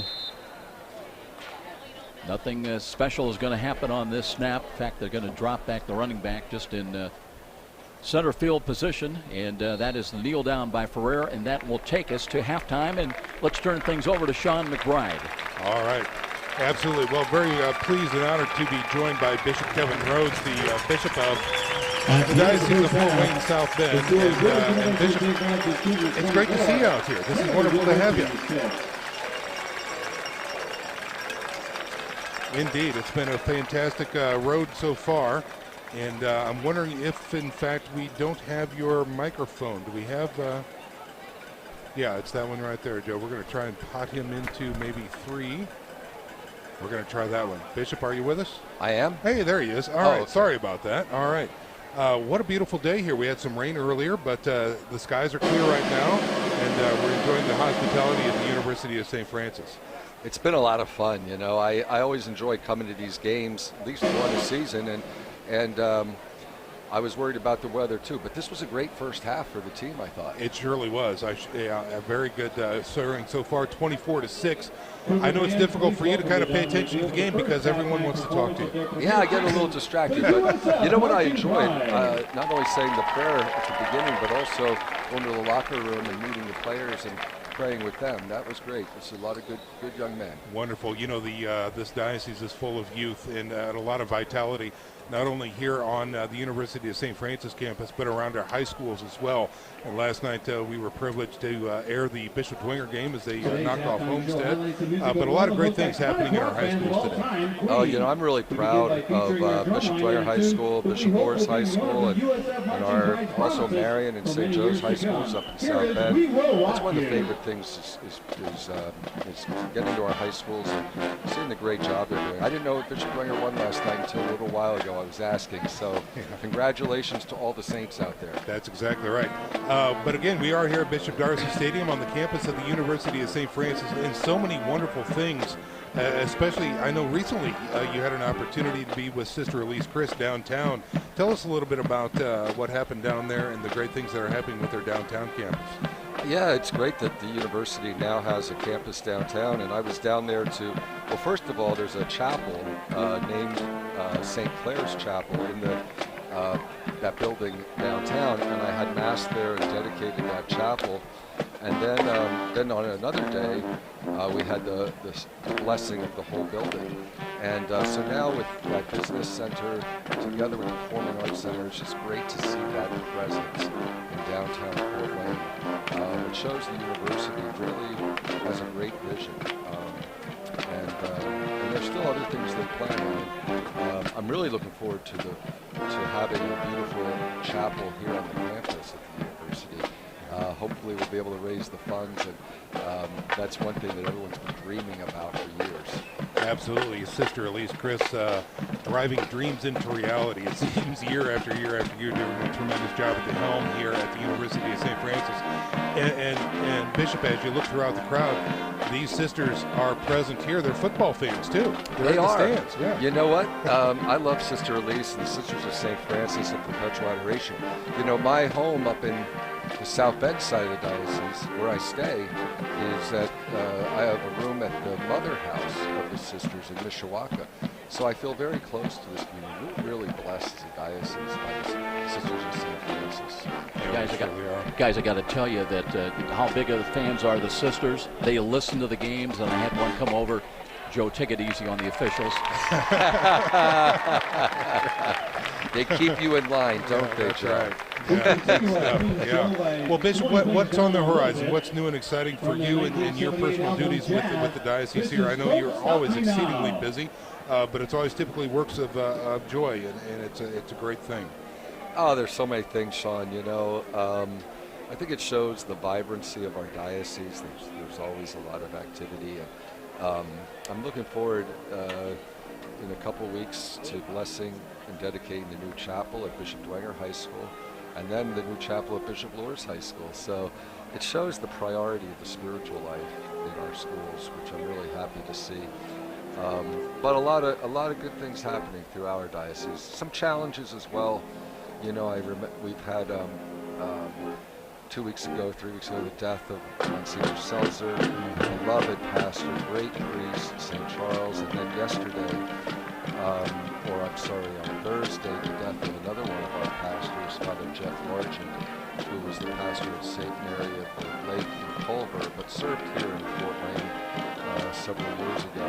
And his funeral will be this Tuesday. So I ask all the listeners pray for these two priests, and also, you know, it's a little challenging, not having enough priests in our parish. Just say a prayer for me, and that we do okay here. Yeah, amen. Absolutely right.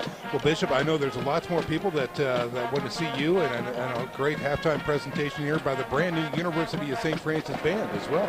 They sound good, don't they? They really do. This is their inaugural performance here, so we're very blessed to have them on the field.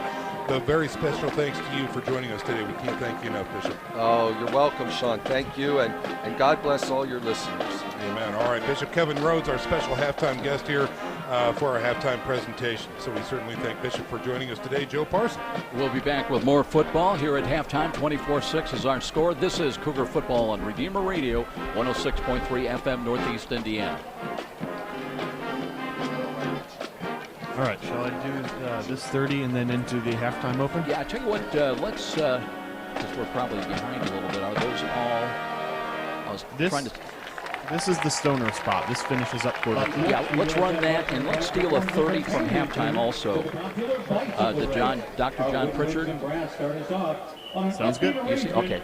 Fat Bottom Girl.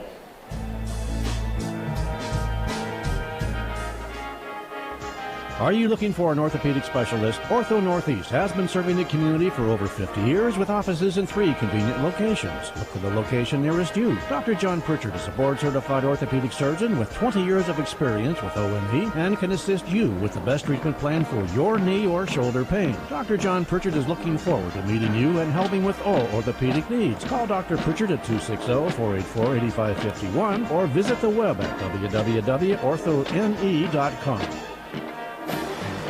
It's the Halftime Report with scores, stats, and insights. Here's Joe and the sports team.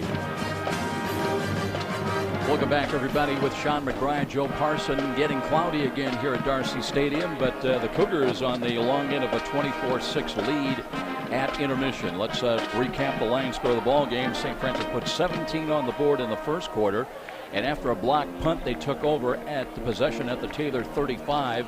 And then Ferrer finding Akeem Kelsaw with a little touch pass and sweep in the left side into the end zone at the 11:27 mark. Knicks added the extra point to make it 7-0. Then Eric Denton's interception gave them possession again in Taylor territory, and that turned it into an 11-yard touchdown run. Ferrer, a touchdown pass on 4th down and goal at the 9:21 mark. 14-0 after Knicks knocked through the extra point. Knicks would come back and knock through a 27-yard field goal at the 5:17 mark. 17-0 in favor of St. Francis. And that lead would grow to 24-0 about midway through the second quarter. Ferrer finding Sept in the left corner of the end zone, capping off a 93-yard drive at the 7:06 mark. Knicks with the extra point to make it 24-0. But it would be Pollard getting Taylor on the board on a touchdown pass to Daniel Boyd. 12 yards on the throw into the end zone at the 2:30 mark. And the extra point try was blocked, no good, 24-6. Wheeler had an interception at the zone 46-yard line, but Taylor unable to sustain anything. And we are at halftime now in this 24-6 ball game. And we will take a break, and we'll be back in 60 seconds. This is Cougar Football on Redeemer Radio, 106.3 FM, Northeast Indiana. Okay, so here's that 60-second Midwest. Gotcha. And then we have 2 more 30s for halftime. 2 more 30s before halftime. But for you, and then you got a Bishop Luers live read. Home. It stands for the simple things: family dinners, let's do your live read and long country drives with the windows down. Do we have down. any stats from Bill? Bonfires, barbecues, and ice cream cones on a Sunday afternoon. And it stands for the values that make all of these things possible. You've built your life around Midwestern values. I've got no control. It's Midwest just America Federal Credit Union. We have too. That's why we've dedicated ourselves to supporting our members as they work toward their dreams. Oh, sure. As your hometown financial partners, we offer practical, dependable service. And since 1936, hardworking families have trusted us to help them with their most important purchases, from mortgages to auto loans and everything in between. Midwest America Federal Credit Union, for your home, for your family. Back at Darcy Stadium, being entertained by the Cougar Marching Band here. Their debut, you talked about Sean McBride, just 24 right now, but those numbers will grow as the years roll on. That's exactly right. And really for 24, they just sound fantastic. They look very sharp, old school with the plumes on the hats there. A really good look and a really great sound. So proud of those kids out there doing that. In the rain again now, Joe. We see the rain now starting to sprout back here at Darcy Stadium. Well, let's talk a little bit about the first half. The Cougars went 3 and out. In fact, both teams 3 and out their first series of possessions. But then USF, feeding off their defense, got it going.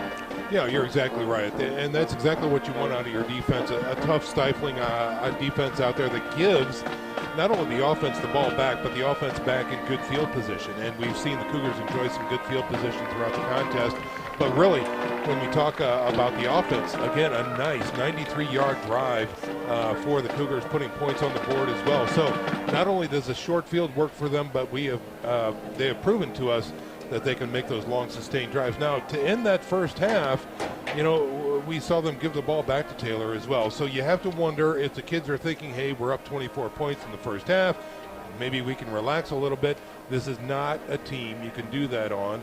They've learned this in the past, and you have to wonder if, in fact, that was the message at halftime in the locker room. I have to laugh, Sean, because when you're talking to Bishop Rhodes, he was making the comment about being in the locker room and being the nice guy. Sometimes you don't want to be in that locker room, especially at halftime. I've been in that locker room. You know what I'm halftime. talking You're about. exactly right. And sometimes it is not a friendly confine. So, yeah. But, hey, folks, just a reminder that today's game brought to you by Bishop Luers High School, a Catholic educational community that instills in each student dignity, integrity, respect, and responsibility. You can catch the Luers spirit at www.bishopluers.org.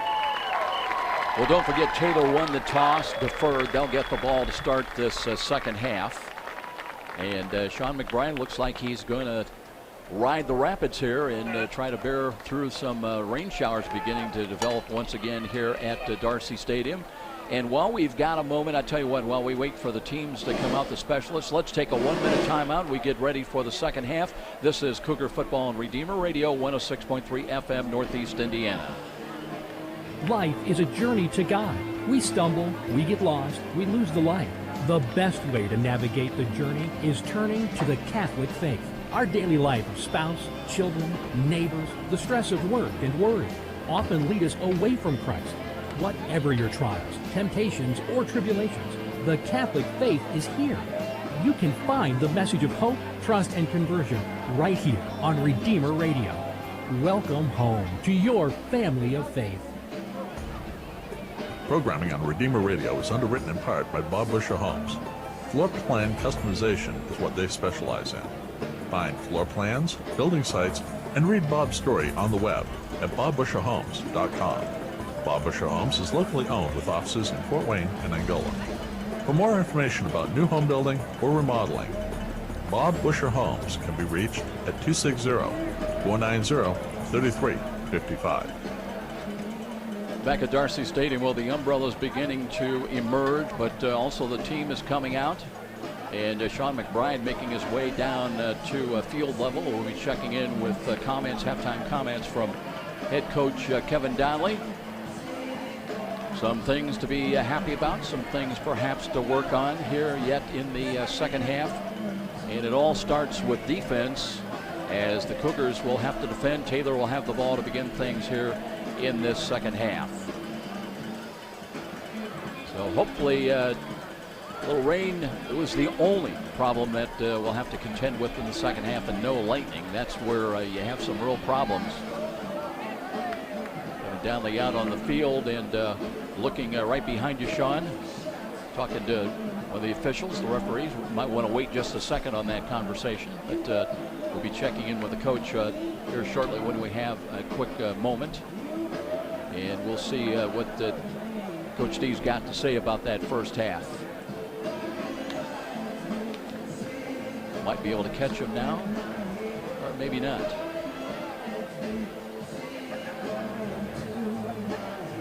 Yeah, maybe not. I think there were some of those calls that maybe they required an explanation. Tom Burns over chatting with Sean McBride as well. I tell you what, I've got to ask you, Sean, maybe you can tell us what's going on down there. Well, I did just talk to the referee. He's trying to get his mic working, and he's looking at me. He's going, hey, I'm trying to get a mic check here. And well, sir, I'm really sorry. I'm radio. I'm not the PA guy. So we need to get some USF personnel down here to see if we can't get the public address and mic systems going. Coach Donnelly is talking to the field judge right now, trying to get some explanations as to what's going on. I don't know that it's a pleasant conversation right now. I don't want to get too close, but it might take more than a couple minutes to get Coach D on the microphone here. We're going to, looks like he's walking away. We're going to see if he might take some time with us or not. Hang on just a second, Bill. Okay, we'll wait and see. He's maybe not done talking to some of his staff. By the way, for what it's worth, Cougars were assessed 5 penalties for 76 yards in the first half. Taylor, not a single penalty. So that, in part, is probably a little bit a point of concern. Hey, Joe. Go ahead. Yeah, Joe, just to an update. Okay, Coach D is back in game mode. He's asking for Nick Ferrer, and unfortunately, I think we may have missed an opportunity here. He came right out, talked to the officials, and now it looks like the teams are getting ready to go back out onto the field. So unfortunately, I don't think we're going to get any halftime comments from Coach D. That's fine. Not a problem. 24-6 as we get ready for the second half. We've got the official first half stats, and for the run game, let's take some of the team numbers. As a total offense, Cougars with 278 yards of total offense in the first half. Taylor with 131. Some individual quick numbers. P.J. Dean with 6 carries for 68 yards. Justin Green just 3 carries for 7. Tim Barrett had 11 carries for net 58 on the ground. Giordani 5 carries for net 6. Pollard 8 of 20 through the air in the first half for 74 yards, 1 touchdown, 1 interception, 1 sack.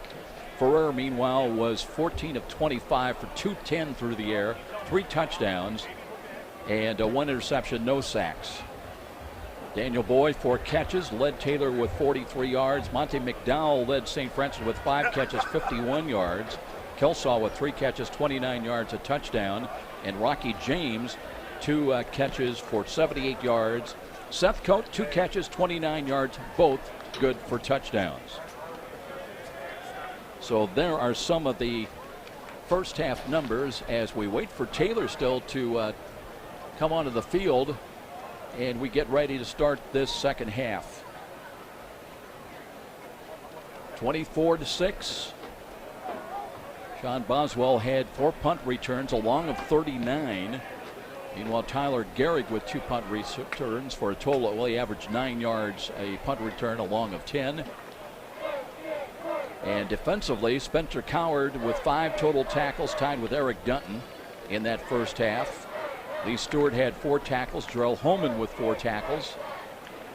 And meanwhile, for Taylor, Cameron Gray led everybody with 6 tackles. Michael Garrity, who was shaken up a little bit, 5 tackles. Dovey Gamble and Tyler Gehrig with 4 tackles each. So just about ready now to get this second half underway. And the Cougars will kick it away from right to left. Nix will tee it up at the Cougar 35-yard line. It has been Gehrig back deep along with Windebank in kick return formation. I believe that's what we'll see also here in this second half. Yeah, that was kind of an interesting conversation down there with the official. Yeah, you look at the disparity penalties, 5 for 76 against St. Francis, 0 for Taylor, and that does get your attention. That does, and it clearly got Coach D's attention as he had a lengthy conversation with the officials. Backpedaling, there's Gehrig, drops the ball at the 2, picks it up, works to the 10, 15, and met right there. Dropped at the 17-yard line, so it'll be 1st and 10. Taylor now ready to go to work. We do have a flag on the play there, Joe. There's a penalty marker on the field. Let's see if which way this one is going. Right. And well, we may need the bishop up here. That goes against St. Francis. Yeah, it might be better to have him on the sidelines, actually. Looks like a hold against Taylor coming up. You know, you hate to say it, but sometimes you need a coach to get in the ear and just say, hey, guys, what's going on? Yeah, right. We're human. We make mistakes, but the other guys do too. Yeah, because they're human too. I mean, come on. What comes around goes around. Well, we talked about last week. Yes, St. Francis had 8 penalties for 65 yards against Olivet Nazarene, but guess what? Taylor had 8 for 57 in their loss to Malone. So now half the distance, and it'll be 1st and 10 for Taylor, but they've got the ball inside their 10-yard line. They'll hand the ball off and trying to get back to the 10-yard line as the running back. We'll see if that's Giordani. It is Richard Giordani, who had, in the first half, he had 5 carries for a net gain of 6 yards. Well, he just got 7 now as a gain of 1 on that one. Really not much there. Again, they try the trap play. And you have to wonder, you know, again, we weren't able to talk to Coach D about the front 4 on defense as they ended up finishing the second half really differently than the way they were playing the beginning of the first half. Pollard checks off, changes the play call at the line of scrimmage now. He'll set up out of the shotgun formation and looks to throw the ball right side over the middle. And there's a tip ball. Great defensive play. That was Eric Dunton backpedaling from his linebacker spot. It was intended for Hans Lundberg, but never got there. Tight end just went right up the seam that time, and it was going to be a little touch pass, but there was double coverage right there. And the linebacker automatically, he sniffed it out right away, and doing a fine job was number 39 on that big tip, knocking it down, Dutton. Now it's 3rd down and 9 from the 11-yard line. By the way, Christian Johnson back in there. He had to set out a couple of plays with a bit of an injury in the first half. Now some late personnel moves. We're down to 10 on the play clock for Taylor. They've got to get out to their own 20-yard line on this snap of the football. Blitz. Here is Pollard. Looks, dumps it off near side's got a catch, and right there the catch is made, and a tackle made by Wilmer Cole at the 15-yard line. Craig Faulkner on the catch, but that'll still leave them short. 4th down and 5 coming up. They'll have to punt the ball away. Yeah, backside pressure. Pollard was able to get the ball away, but he did bite the turf at the end of the play, and the pass was not enough for a 1st down. Hahn in the first half, 6 punts. He averaged 39 yards a punt, had a long of 47. And Boswell already setting up virtually at midfield from the 1. Here is the kick. Spiral ball driving Boswell back at his own 45, straight ahead to the 50. Now cuts to his left, gets a block at the 45 to the 40, 35, 30. Checks again, now stop and go to the 20-yard line, and Sean Boswell just letting people commit with momentum, and it'll be a great opportunity for St. Francis. Do I see any penalty flags? No laundry on the field, Joe, and a couple of beautiful ankle-breaking moves by Boswell.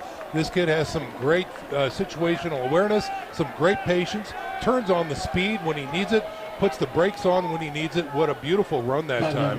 From the 45 down to the 18.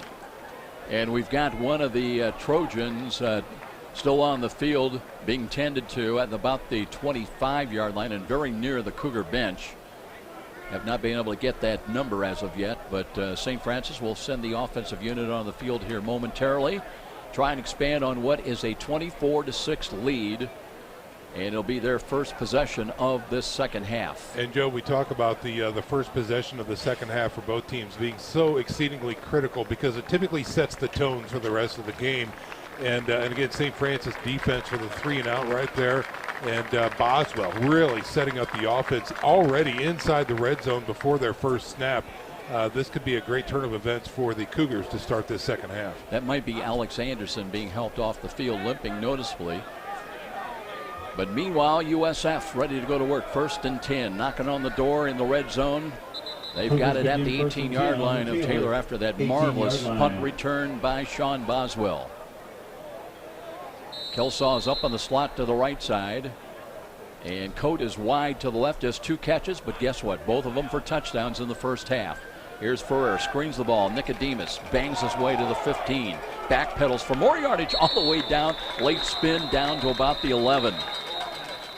Boy, oh boy, some great second and third effort that time by Nicodemus, but it looks like this one might be a problem. Yellow laundry on the turf once again. Tom Burns threw the flag, our referee. And the Cougars backing up. Penalty marker on the field. Chop block against St. Francis. I was going to say, how are they going to call holding there? When Ferrer got the ball in his hands, he immediately threw it on a little wheel route out there to the left side, so there wasn't really time for holding, but there was enough time for a chop block. So that'll move the ball back with a penalty to the 33-yard line. So it's going to be first down. But 1st and 25, Cougars could pick up a first down at about the 3-yard line. Monte McDowell in wide to the right, 2 wide to the left now. Empty backfield, 3 wide in fact, right side. And here's the snap. Ferrer looks, dances, checks off, throws in the middle. He's got a catch at the 16-yard line. So the post play run, and I believe that's McDowell on the catch. No, it's Keem Kelsaw. Kelsaw on the catch, and they get that penalty yardage back. And plus, a huge composure by Ferrer in the pocket. The big bull rush was on. All front 4 were finding that gap. They slanted in. The offensive line held just enough to get that ball away. And Kelsaw making a nice grab through the middle. Kelsaw stays in up on the slot to the right side. Split of him wide to the right will be Monte McDowell. And here's Ferrer out of the pistol, barking the signals, looks to hand the ball off the green, and was there a whistle again right before the snap? And that generally bodes not well. Procedure is going to be the call against St. Francis. That'll back him up. It was 2nd down and 8. Looked like there was a little hesitation glitch there right before the snap of the football. Yeah, I think you're right. When I was down on the field there recently, Joe, the rain was coming down. It wasn't torrential by any stretch of the imagination. It was light, but it was constant. So maybe the ball is getting a little slippery in the hands of the center. I don't know. You know, I was talking to Kevin Donnelly about some of the procedure calls, and he said going back 2 weeks, the game at Deerfield against Trinity International, the officials had it wrong. They were ruling on the cadence call by Ferrer that the team was down, and that's not what St. Francis was saying at all. Now last week, procedure calls, he says those were right on. We were just not good at times. 2nd down and longer, 2nd and 13. Ferrer looks to the right side, now steps up in the pocket, can't find anything, checks off, it throws a Gegner inside the 5. Did he get into the end zone? Touchdown! Wow. 21 yards, touchdown. He was the 3rd option. Zach Gegner wide open on the left sideline, and a 21 touchdown at the yard touchdown at the 11:42 mark. Gegner got that ball, went horizontal to reach that pylon, and he was able to do it. A huge job that time by not only the offensive line, by giving Ferrer plenty of time in that pocket to make his read and do his checkdowns, but Gegner to finish that off with a TD. Now Nix comes on to attempt the extra point. trying to make it a 31-6 lead. Here's the hold, and the kick looks long enough, and it is no good. Off to the right side, wide right. So it will remain a 30-6 ball game. Lead of 24 points by St. Francis, and we'll take a timeout. We'll be back to Darcy Stadium. This is Cougar Football on Redeemer Radio, 106.3 FM, Northeast Indiana. You can help support your Catholic parish or school with Notre Dame Federal Credit Union's Elevate program. You'll not only enjoy excellent personal service and save money with your new loan or credit card, you'll also be giving money back to the participating parish or school you care about. Let Notre Dame Federal Credit Union elevate all participating parishes or schools. Elevate can be reached at 844-230-6611 or visit us online at ndelevate.com. Independent from the university. 30-6 our score now after the touchdown catch, Zach Gegner, and that's his first touchdown of the year. No, I can't remember, Sean, but that might be his first career touchdown catch as well. Well, it was a great one. He showed a tremendous amount of athleticism right there, reaching for that pylon and getting it. And again, finding some space for Ferrer to throw that ball in there. Now Gehrig sets up back deep along with Winnebank inside the 5-yard line for Taylor as they're down 24 now. And we'll see what the Trojans can, if they can respond. Line drive, end over end kick into the end zone. Winnebank just turns his back and watches it bounce over across the end line. It'll come out to the 25-yard line, 1st and 10. After the touchback, Taylor will take over. And we'll see what the Trojans have in mind trying to answer offensively. Well, and again, this will be their second drive. They started their first drive with a 3-and-out in the second half here. So again, down by 24 points, which has been a theme, throughout the contest so far. So they've got a tough road to hoe here with 11:42 left in the third quarter. Trojans back home in Upland next Saturday night. They host the Butler Bulldogs. Cougars idle, no game here at Darcy next Saturday. But 2 weeks from today, it will be homecoming in Lindenwood Belleville in town.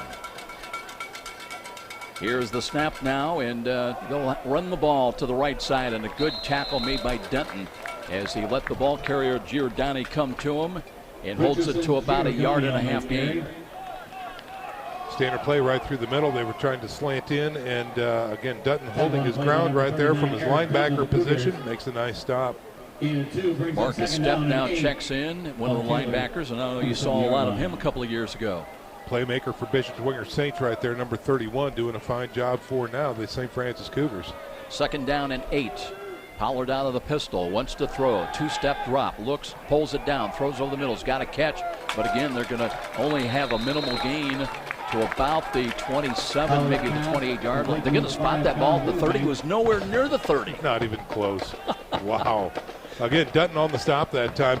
The interesting thing about it is that the quarterback, Pollard, really wanted to go left for his big tight end, but he was double covered that time by Sept and the other linebackers. So nothing there. He had to check off through the middle. It is 3rd down and 5. They got to get out to their 35-yard line on this snap. Shotgun formation this time. Blitz coming up the middle. Here's Pollard, throws the out. He's got a catch by Winnebank, but Coward makes sure that's only about 1 yard gain, and it'll bring up 4th down, and I'm sure we're going to see Brandon Hahn once again in to punt the ball away. You're absolutely right, Joe. The punt team goes on. Another 3-and-out. So the St. Francis defense really so far in the second half stepping up, playing their game, keeping the yardage short, and forcing the punt. Sean Boswell, who did such a great job with that last punt return, back waiting at the Cougar 32-yard line. And Hahn set to punt the ball away for Taylor. Waits for the snap at his own 18-yard line. High snap, got it blind, nearly blocked.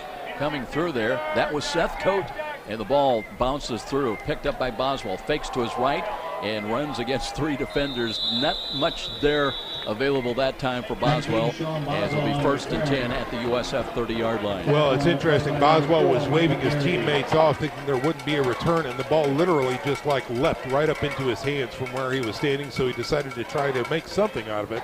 And unfortunately, he was not able to. 9:43 remaining in this third quarter. The Cougars have scored once after leading at halftime 24-6. Now they're back to a lead of 24 points. Nicodemus will come out, and we will see P.J. Dean as the running back also. P.J. Dean in that first half. Sean, what were the numbers again? Yeah, let's look at that for the University of St. Francis. Dean, the leading rusher, 6 carries for 68 yards. They'll give it to him. Cuts it up the middle, running room at the 30, 35, and hauled down short of the first down stick at the 37. But a big hole for P.J. Dean to work with, and he rumbles for about 7 or 8 yards. You know, these sustained drives that St. Francis is able to do, really, again, it demoralizes the defense and eats up a lot of time. So I could see St. Francis really going to a ground attack here if they're able to pull off 5 to 7 yards per carry. And what you do on first down predicates second and third, and when you can pick up 7 or 8. Dean again for the first down, still on his feet at midfield and into Taylor territory.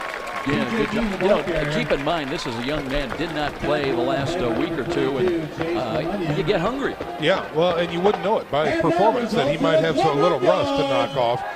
Because the third level had to get him. He broke out of 3 tackles that time up front in the linebacker core, and finally that third level had to wrap him up.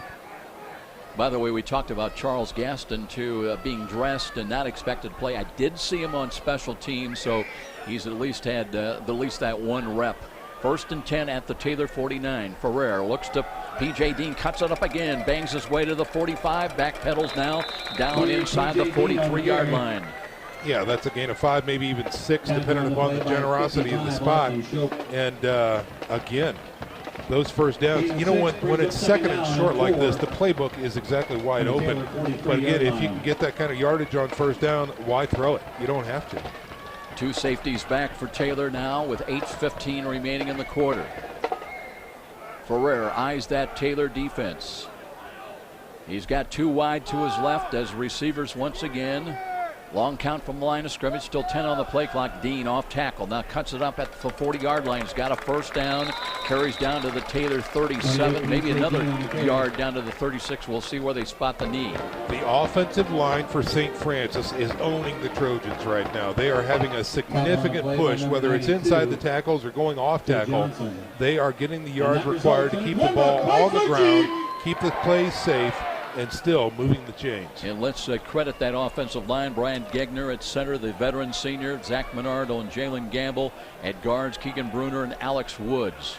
First and 10, USF on the march once again. 7:41 remains in the quarter. Now motion by Nicodemus, and they'll hand the ball. There is Dean. No, play action fake. Ferrer throws the ball. He's got Akeem Kelsaw, and that's a catch inside the 30 to the 29, and maybe very close to another first down. They're going to spot it at the 28. And when your run game has to be respected so well, a play action that is run so beautifully, that fake really sets up a great chance for success.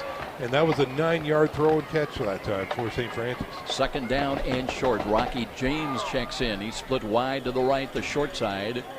2 wide to the left, and in the slot is Akeem Kelsaw. They want to run the ball. Here's P.J. Dean looking to get outside. Little stop and go move, brings it inside the 25. Now a late penalty flag. Did I see fly in there? Yeah, 2 or 3 as a matter of fact. P.J. Dean, the ball carrier. Right when he was getting knocked out of bounds. So let's see what the call is as the officials get together. Cougars not, Alex Woods has got his palms raised. He said, "You've got to be kidding me." Coach D out to the numbers.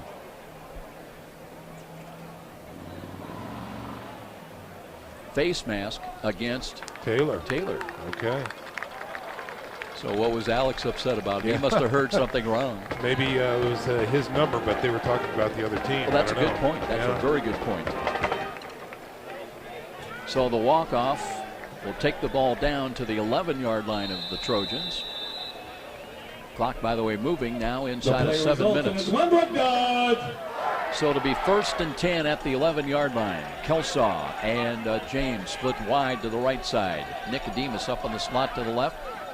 Carson's in there wide left as well. Long count from the line of scrimmage. A little motion now as Ferrer looks left, checks off, looks right. He's got a drive for a catch of that Rocky James. Did he hold on? Touchdown. Rocky James on the receiving end of an 11-yard touchdown toss from Nick Ferrer. Just a beautiful execution. Ferrer once again showing why he is a much awarded player here at St. Francis throughout the league. showing tremendous poise back in the pocket, checking off. That receiver's covered. That receiver's covered. I'm going to go low, throw it to the corner, and see if James can come up with it. And sure enough, he did. So Rocky James into the end zone. Kind of a low throw, but he went down and kept it off the turf. Now Nix, who missed the last conversion attempt, right-footed kick, is on the way. And better result this time. Add 1 to the Cougar total. They lead it here over visiting Taylor 37-6. And we'll be back at Darcy Stadium after a pause down below. Cougar football on Redeemer Radio 106.3 FM Northeast Indiana. Hello, this is Deacon Jim Powell. This Sunday marks the 15th anniversary of the attack of the World Trade Center. We remember that day with a special edition of FaithWorks. My guest for this special program is Father David Mary Engler of the Franciscan Brothers Minor. Father David Mary spent several days ministering at Ground Zero, and we'll share his stories on those days, and we'll both speak about how that day affected us and our faith.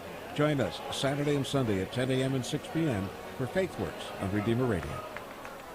With Sean McBride, we welcome you back to Darcy Stadium, and we've had a couple of showers before game and here about halftime, but it looks like it's trying to stay away, Sean. Yeah, the umbrellas are gone now, Joe, so it looks like things are, again, airing out here at Darcy Stadium, so we'll have to check the radar here shortly and see if we can expect anything else coming up. No thunder and no lightning. That's a good thing. Lightning's the biggie. Yeah. That's where you cool your heels for, remember, what's the rule? I think 30 minutes? 30 minutes past the last strike, yeah. Cougars now with their biggest lead of the day, up 31 points. And again, Nix took it away right to left. I would have loved to be down in that locker room, though. You know, after, the memories are long by coaching staff, and they're talking about last year's game. It seemed so comfortable and easy victory, and then suddenly it wasn't so easy when it was 48-42. Don't let it happen again. Line drive kick, that's fielded at the 20 by one of the up front folks. A return to the 30. And they'll bring it up to the 35-yard line. So decent field position now for Taylor as the Trojans try to get something going that time as that ball was caught up front by Michael Wiersma out of, that sounds like a Grand Rapids name, but it's not. He's out of Aurora. Well, again, that's the second time that Nix has kind of skidded through his kick and ended up on his back as a follow-through, so that's why the up back got that ball. Well, you talked about it earlier, Sean, maybe being a little slick down there after the on and off rains that we've had. Yeah, and it looks like there is another line of showers due to hit Fort Wayne sometime soon, Joe, but you're just Mr. Positive. Pollard hands the ball off and a run right side, and one of the best runs of the day by the Trojans as it is going to be Tim Barrett again. Barrett brings it across the 40 to the 43-yard line. Well, you talked about this a little bit before, Joe. Barrett not exactly walking straight after he got up from that tackle, so he stays in as the tailback. Gained 8, second down and short. They'll go to him again. This time he's stood up, but only needed a couple of yards. It looks like they're going to mark him short of the 45, so it'll bring up third down and about a half a yard for Taylor. Brought down by 55. First half numbers for Tim Barrett. He had 11 carries in the first half for 60 positive yards and a loss of 2. Let's see, Pollard under center calls his own number, and he'll just take that 6'5" frame and nudge it gently across the 45 and pick up the yard necessary. It'll be 1st and 10 for Taylor as we approach 5.5 minutes time remaining in this third quarter. And that is a tough yard, with the big scrum right in the middle and the big uglies going helmet to helmet and shoulder pad to pad right there. He did, all he had to do was lean forward, but that is a tough lean. Ran through the A gap between Josh Keith and Austin Gardy, who goes 290 and is 6'4".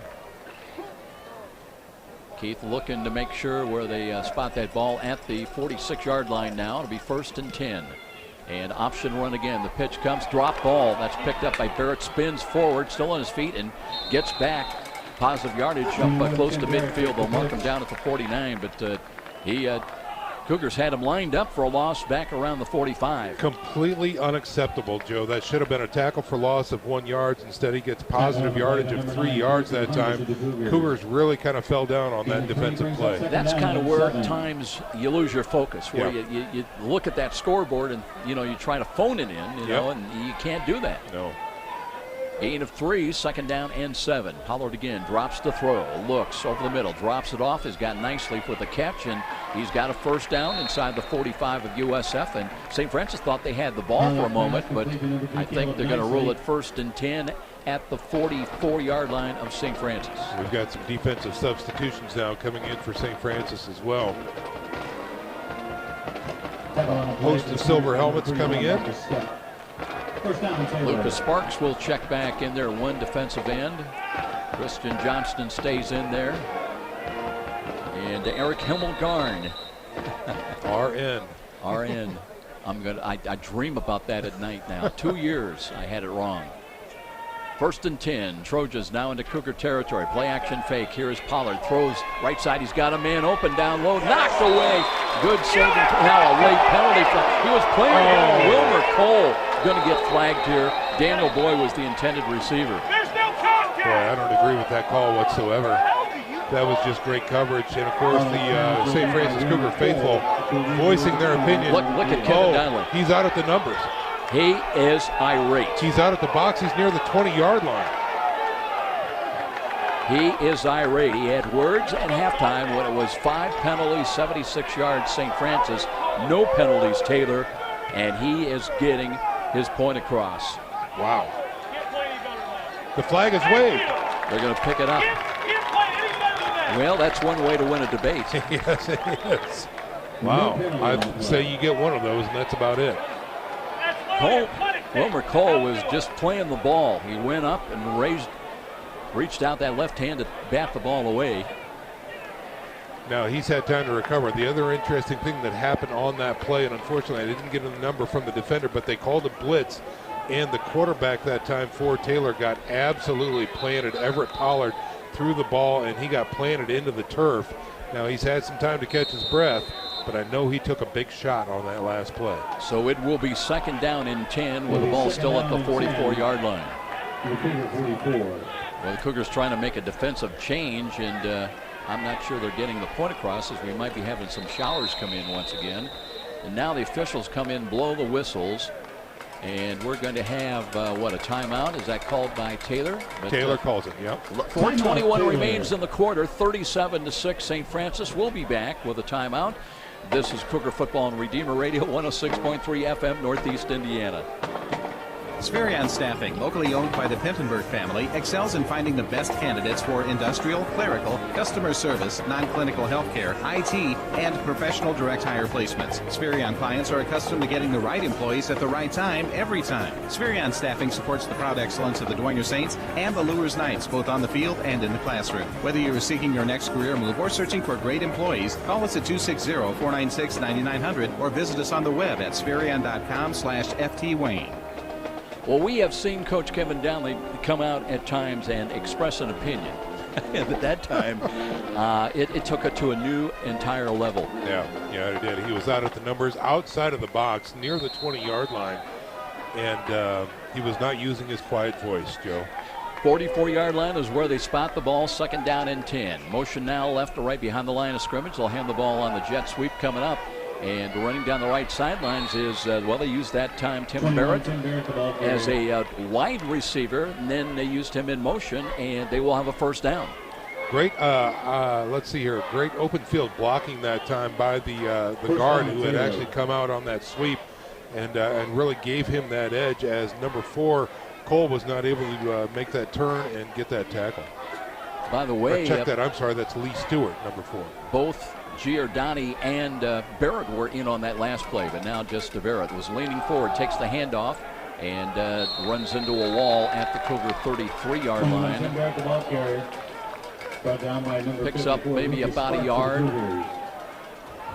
You know, one of the things I really didn't talk about all day here, Joe, there is some really, really physical play going on in the trenches. Double whistle drill, flying to the ball, sticking with your block, and really trying to shed that block for both sides of the ball.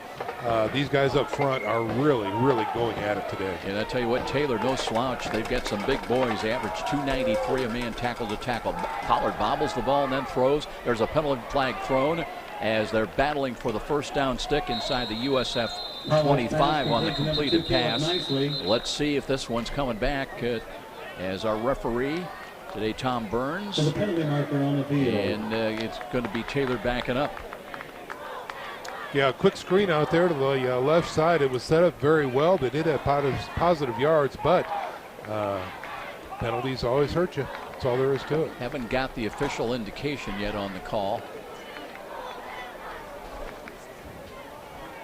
Chop block, I believe. Yep. And you know, you hear it year after year, and it doesn't matter at what level. Really, all coaches want is the same philosophy employed both sides of the ball as far as penalties. What constitutes a penalty? If it's good against you, then it should be good against the other guys. That's right. That's called being fair, and nobody wants more than fair. That's the way it ought to be. Now that penalty moves the ball back to the USF 49-yard line with 3:08 remaining here in the third quarter. Still 37-6 USF. Pollard out of the pistol once again. And here comes the blitz, and they've got him wrapped up for a sack from the far side. Was that Lucas Sparks that came blasting in there? I believe it was, but he had help. Yeah, that he did. Spencer Coward from his linebacker position got in there as well, Joe. From the outside, he streaked in there unabated to the quarterback and blew it up. And Sparks limping off the field, coming out from under his own power. But that's a loss back to the Taylor 43-yard line. So now it's third down and forever. They've got to get all the way down to the USF 24-yard line to convert as Pollard. Short drop, looks right, throws, got Boyd. Boyd into Cougar territory, but only to the 45.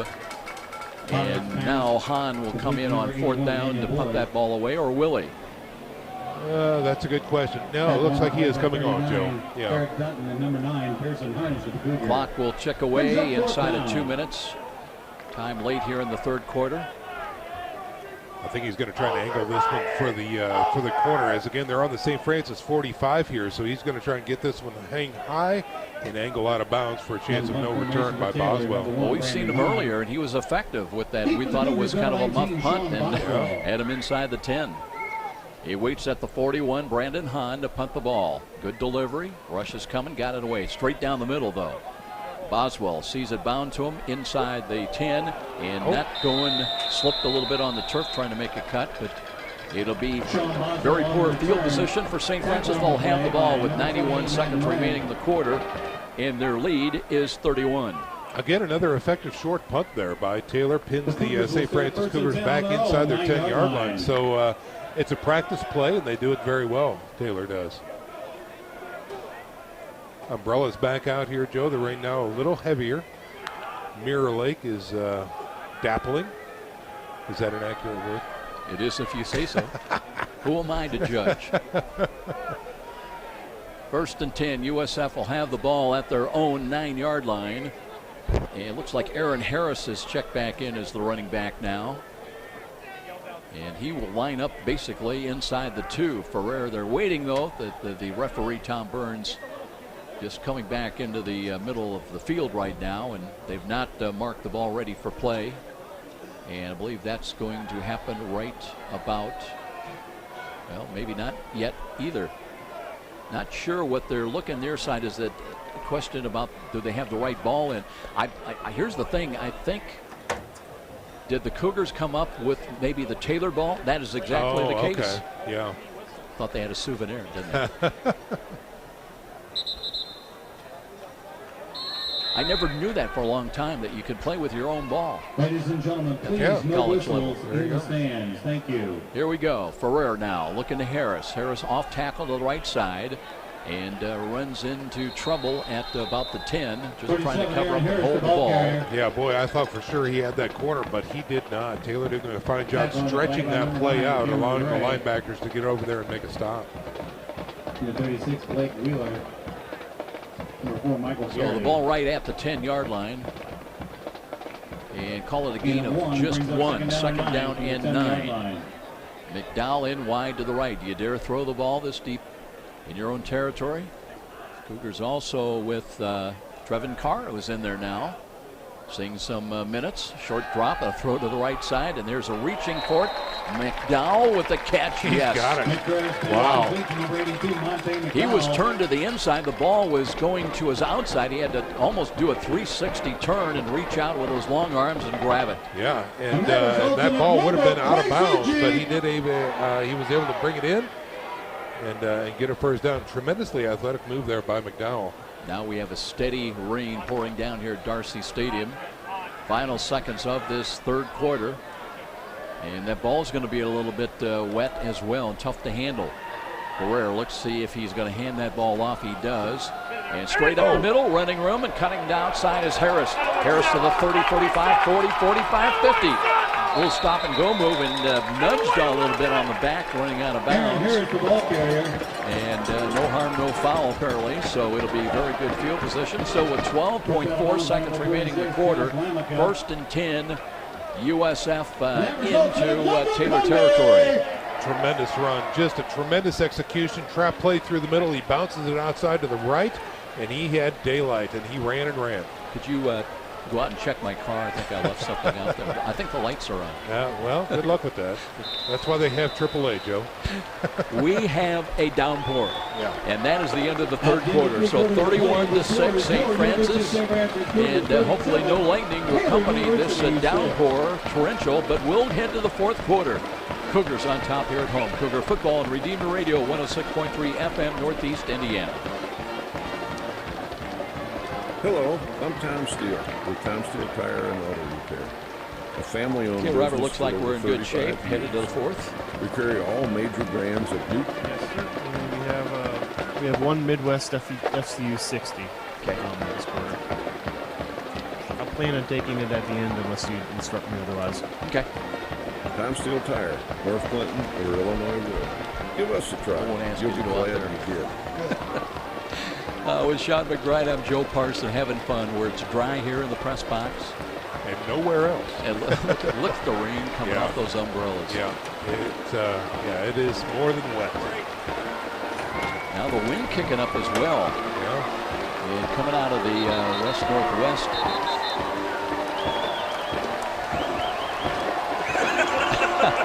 Players love this stuff. Oh, yeah. It's a great time to play. You bet. Nothing like playing in the rain. Great stuff.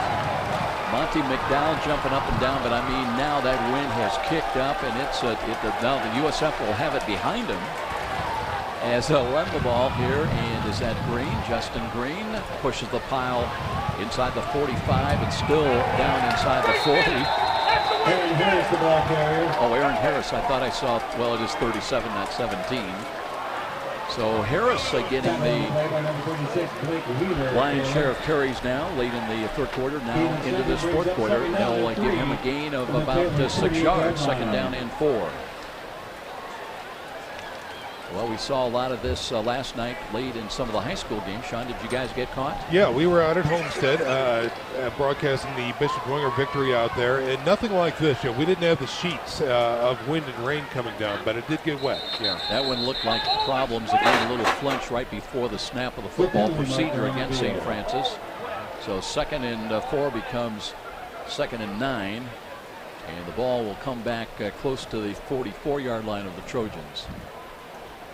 Game like this, you just want to hold on to the football, pick up some first downs, keep the clock moving, and head for the showers. That's it right there. You're absolutely right. Seemingly well in hand going into the fourth quarter here, 37-6, St. Francis. But, again, against Taylor, take no chances. 14 minutes remaining now in regulation. Ferrer looks to hand it off again. There's Harris, dances through a hole. Looking for the first down stick, and he's knocked down at about the 36. That's just a tad short of the first down stick by about a half a yard. Yeah, it's going to be inches to go here on 3rd down. And again, nice run right through the middle. Nothing fancy, just a little trap through the middle, but very effective as the offensive line is very good today at blowing up those holes. Cougars now go into their goal line offense, just one wide to the right. Ferrer under center, ready to take the snap. Under has a long cut, lost the football, dives for it, and Taylor thinks they've got it. And we're waiting, and believe they do have the ball on the problem on the exchange from center. And I think I saw a late flag as well there, Joe. So we'll see what's going on here. Right now, it looks like Taylor's got the football with 13:19 remaining. Yeah, there is a flag down there in the scrum as the players break apart. So we will check out the penalty. Tom Burns has got his crew assembled all around him. Unsportsmanlike conduct against Taylor. Yeah. Well, it doesn't surprise me, Joe. Again, they've been scrumming very hard in the trenches. I believe that's a dead ball foul, so the penalty assessed. It will be Taylor's football, but they'll be 15 yards further downfield. Yeah, they were getting chippy throughout the second and third quarters here, as the frustration is really showing on Taylor's behalf. And unfortunately, young men, they make some mistakes. Still have not marked the penalty off. It might have been offsetting. Yeah, because they're going to keep the ball at the 35. Okay, so one on both sides, yeah. Wasn't real demonstrative about that. So here we go now. Taylor running the football, and here's a keeper call by Pollard. He rolls to the right. He's all the way up the midfield and maybe a yard deep into St. Francis territory. It looks like a 16-yard gain that time, so the quarterback keeper being effective on that run. Pollard, we saw him call a lot of his own number in the really at the start of the ball game. Right. Not so much since then, but that was a good call then. Caught the Cougars napping a little bit. Now they mark that ball at the USF 49-yard line. Still a lot of time remaining in this driving rainstorm at Darcy Stadium. Pollard out of the pistol once again. Wants to throw, and loads up, throws to the right side. He's got a catch for a first down at the USF 35, or did they hold on? He dropped it. Okay. Pollard's pass in front of number 81, Daniel Boyd. We need a volunteer to come out and do these windows. I agree. You think we can find one down there? Probably not. I see the sisters have departed. Yeah. They had a couple of quick prayers and then booked. That's right. Well, the game seems to be in hand. We should go have some tea. I think they forgot the umbrellas and they said, okay.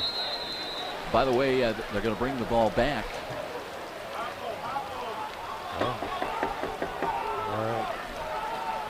Here we go.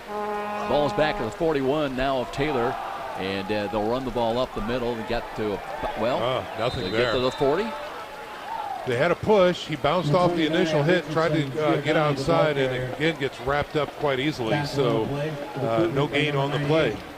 Second down and 10 with a ball still spotted at the 41-yard line.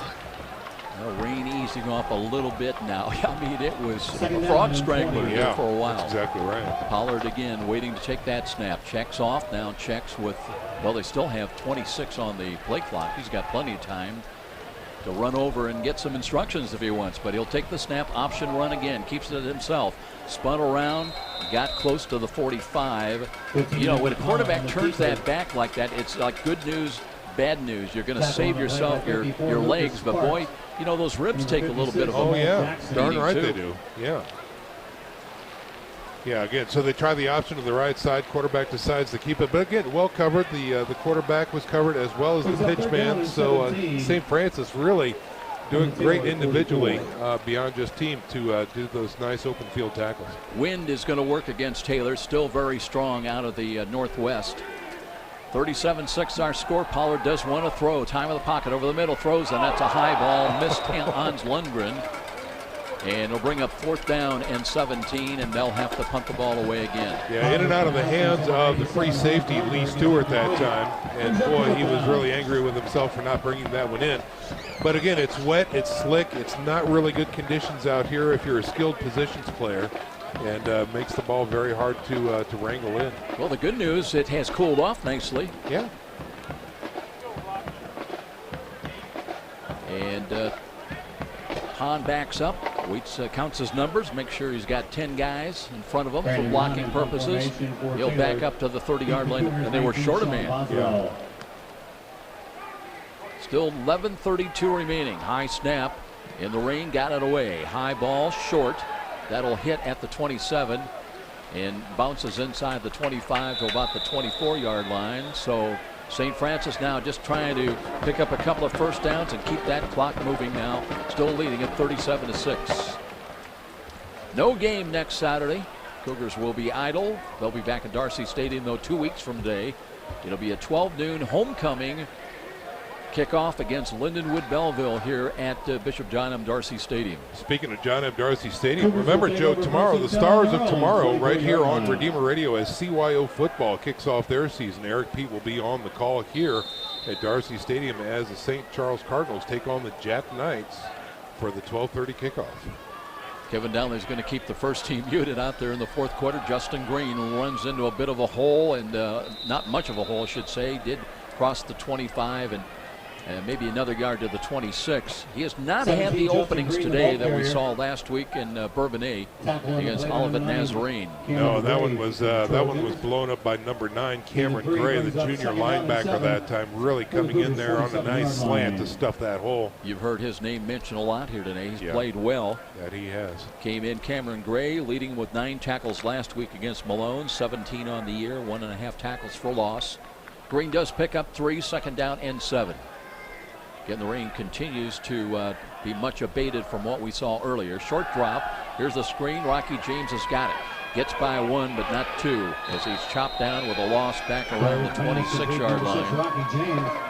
And it'll be third down and even a little bit longer, third and about a short 8. He was in the flats on the right side and decided to cut back into the middle of the field, where he was met by Jay Johnson, the senior defensive tackle, number 92. On 26, brings up Mr. Johnson brings a load when he hits you. I tell you, this guy, he is a big, big boy. He fills out a uniform, doesn't he? 5'11", 315 pounds, out of Batavia, New York.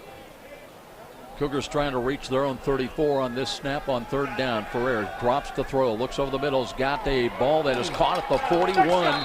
And is that Boswell? It is. Sean Boswell. Uh-oh. And a late penalty flag. What is this about? This is going to be against Boswell. It's probably going to be taunting, because when he got up, he motioned for a first down. And as soon as he did that, the flag came flying. Taunting is considered now when you indicate first down? Maybe that's going to be unsportsmanlike. I don't know what the call is going to be. But as soon as he put his hand up and went forward with his hand, well, there's 2 flags, Joe. Look, there's one back in the backfield as well. To me, that's, just you're entitled to celebrate a good play to a certain extent. Now, if you get inside a player's face and do something like that. Which he did not.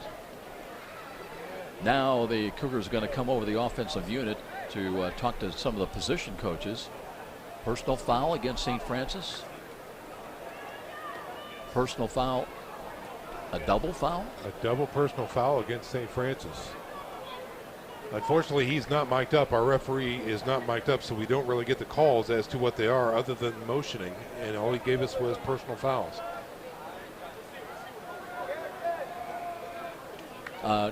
Remind me, we are home, right, today? Because you kind of expect this on the road, but... Yeah, wow. Yeah, let's see, do we have a timeout taken by St. Francis? We may have. Well, the referee just motioned a timeout for St. Francis, but the offense appears to be on the field yet, not huddling up to talk about anything. And then they move the ball back. And they're going to move it more from the 25. Oh, my heavens. All the way down inside the 15 to the 13-yard line. Are you kidding? Wow.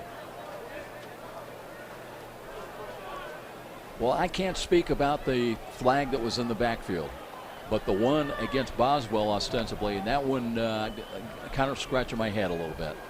Well, and again, that is what I saw up here, Joe, is that as soon as he made that first down motion, a flag flew right by him as the official was coming to collect the ball. So that is my assumption. Maybe I'm completely wrong, but and again, to your point, I cannot speak to the flag that was thrown in the backfield either. But I just wonder if now the definition of penalties has been so tight that you can't even signal a first down, when you made a good play just in celebration. Right. And maybe that is the new rule. I've got to admit, I'm just not up on that definition of what is a taunting foul, apparently. Yeah, taunting or excessive celebration, or whatever you want to call it. Maybe those are 2 individual By penalties. the way, Ferrer is over talking to the referee and his crew right now. Ferrer with Tom Burns. But we saw, Kevin Donnelly a little bit earlier in this second half where It was just a brutal call on a pass interference call that eventually was waved off, but I think the officials maybe are trying to have the last voice here. They might very well.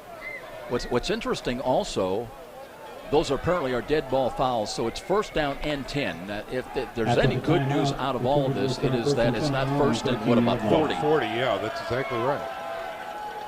So again, the clock, the ally of St. Francis, under 10 minutes time remaining, but they're back deep in their own territory. They'll run Green off to the left side, turns 15-20, and runs out of bounds right around the first down stick. Had to get to the 23, just depends, and they're going to move the stick, so you'll have a first down. Quick hitter right out on the edge on the left side, and they do convert. And that works from the standpoint, I guess, that you have more field to work with to work the clock. Yeah, that's exactly That's right. called trying to make lemonade out of lemons. Coat in wide to the left. That's the short side of the field. Too wide to the right. Ferrer with the rain abating now and looking to make a play. Takes the snap, looks to hand it off. Cut to the left, and back comes Justin Green. And through the 30, 35, and angled out of bounds once again. Up around the 37, 38-yard line is where he stepped out of bounds. And Green with 2 fine runs back-to-back. And that was a jersey tackle from behind, Joe. He had more acreage in front of him, and what a great play that time made from behind by the defensive back. That is Dovey Gamble, the junior, the cornerback, who made really a breakaway save. Now the clock will move inside of 9 minutes before the snap of the football, but improving field position from St. Francis, now up at their own 37-yard line, and Green again dances and lost, trying to make that cut, lost his footing and slips back at the 33-yard line. Not today, not with these wet conditions. Can't make a cut like that. No, absolutely not. And right in his grill was number 91, Darius Stanley, the junior defensive tackle, who again has his own zip code. As see if we can get some numbers on him. He is another very large individual. Darius Jr., 6 foot 285. Well, they throw Stanley Gilbert out there, 340. He's a senior at 5'11". And you got 2 cement posts out there when they line Gilbert and Jay Johnson out there at 315. Loss of 3, second down and 13. And for a play action fake, spins, now lobs the ball near side's got a catch made, and into the flats. That was Carr with the catch. Just good for a short gain, only up to about the 35. So third down and let's call it 11 coming up. They've got to reach their own 47 on this third down snap. The lights, by the way, coming on here on this Saturday afternoon as the clock moves inside of 8 minutes time remaining. Brings up third down and 11. Coat to the near side, had 2 catches only in the first half, and they're only 4 touchdowns. Both of them. Will they go to him again? Got single coverage out there. Taylor shows blitz, and Ferrer looking, dances. Now pulls it down, lost the football. Scramble for it, picked up by Taylor. They'll have it at the USF 20-yard line. Again, the wet conditions played against St. Francis that time, and the fumble recovery by Taylor, as that was picked up by Josh Lamika. Yeah, Lamika doing a fine job. Again, they brought the linebackers in, so there was heavy pressure. The pocket collapsed almost immediately, and with a little bit of motion, Ferrer coughed up that ball and was not able to complete a pass. So a good opportunity now for Taylor to cash in if they can. They're down 31 points, but trying to build momentum for Butler coming up next Saturday. And they'll have 1st and 10 at the USF 20-yard line. And here's the handoff and a run up the middle. That's Barrett. Barrett twists his way inside the 15 and thought I saw a penalty flag, but I think that's someone just trying to get dry over there with a yellow towel. Well, and again, they're playing by the 18-yard line strip for the soccer field down here. So, yeah, their paint on there looks much like a flag down in that area, too. Gain of 8 for Barrett. Second down in short. Pollard looks to Barrett once again. Plows straight ahead, brings it inside the Cougar 10. He'll have it first down, 1st and goal at about the 9. Blake Schumacher, the safety that time, he's a true freshman out of Carroll. Number 20 making a stop there for the St. Francis Cougars. Sean, is an interesting, so many freshmen, true freshmen, getting a chance to really have varsity experience. Kevin Dowling really does not like to do that. Right. But sometimes if you got talent, he'll find a place for you. Find it. You bet. especially at this point in the game with 37-6 being the score. Barrett looking for running room off to the right, still on his feet inside the 5, did not score, but got down inside the 3 as the official took a hit. Dutton coming in, play continued. You got to have your head on a swivel if you're wearing stripes. Darn right. Johnson, and number 54, Lucas Sparks. See where they put that ball down. Good luck at trying to keep a dry ball in there now. That's right. Looks to be about the 3, I think. Brings up second and goal from the 3-yard From line. the 3, second and goal. Empty backfield now. As Pollard now, we have whistles, and we will have what? Timeout called by whom? I think Tom Burns needs to get the message. His microphone's not working. Timeout St. Francis.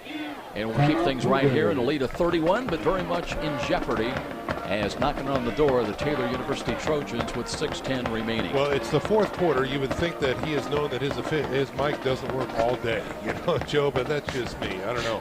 Hope less forever, right? That's right. Hey, football fans, let's talk about something fun coming up here for the local scene. The 2016 Lures Men's Smoker Night is going to be on Saturday, October 1st. On the big screen, it's going to be the Fighting Irish versus Syracuse, 7 p.m. till midnight under the tent outside of Bishop Luers High School. All kinds of fun. We've got wings, etc. going to be there. The stand is going to be there with conies and some adult beverages as well. Funds go to all Bishop Luers athletics, so please consider purchasing a ticket. For that information, call Brent X at 260-341-8510. Trojans are going to stay with 2 tight ends in their empty backfield. Now a little motion as here's a quarterback keeper call by Pollard. Did not get in. Knocked down at about the 2-yard line. Shannon Swain came in for defensive purposes. So it will be 3rd down and goal from about the 2. Pollard, we thought he was going to jump right in there after they faked the jet sweep. He actually got bent backwards. That big frame, he has 6'5", 230. He does have quite the stature out there, Joe, but he popped right up. They've got Tyler Boss in there, tight to the right side. Running back is Tim Barrett. 3rd down and goal from the 2 as Pollard waited to take the snap, gives to Barrett. Barrett nudges forward. I don't think got to the 1. And it'll be 4th down and goal as the Cougars try to make a goal line stand here late in this ball game with under 5.5 minutes time remaining. This short yardage offense is really taking a significant amount of time off of the clock here. But again, I think at this point, Joe, Taylor is really just working on some fundamental play. Let's see if our goal line offense works. And of course, Cougars want to stop. Boy in, here's a run to the left side by Barrett. Did he get in? Waiting. The penalty flag is thrown. And the Cougars think they've stopped him, but let's check the penalty flag. USF coming off. And he did not get in. There is no signal. If it's a penalty against Taylor, I'm sure St. Francis will decline that to take possession of the football. Meanwhile, Barrett very slow getting up. Slams the turf with his left hand. Where's the... where's the seller? Decline. It wasn't a penalty against Taylor. Decline. He did motion holding, so that was holding against Taylor. St. Francis stuffed that run. It was not a touchdown. They put it on the 1-inch line. And St. Francis defense holds.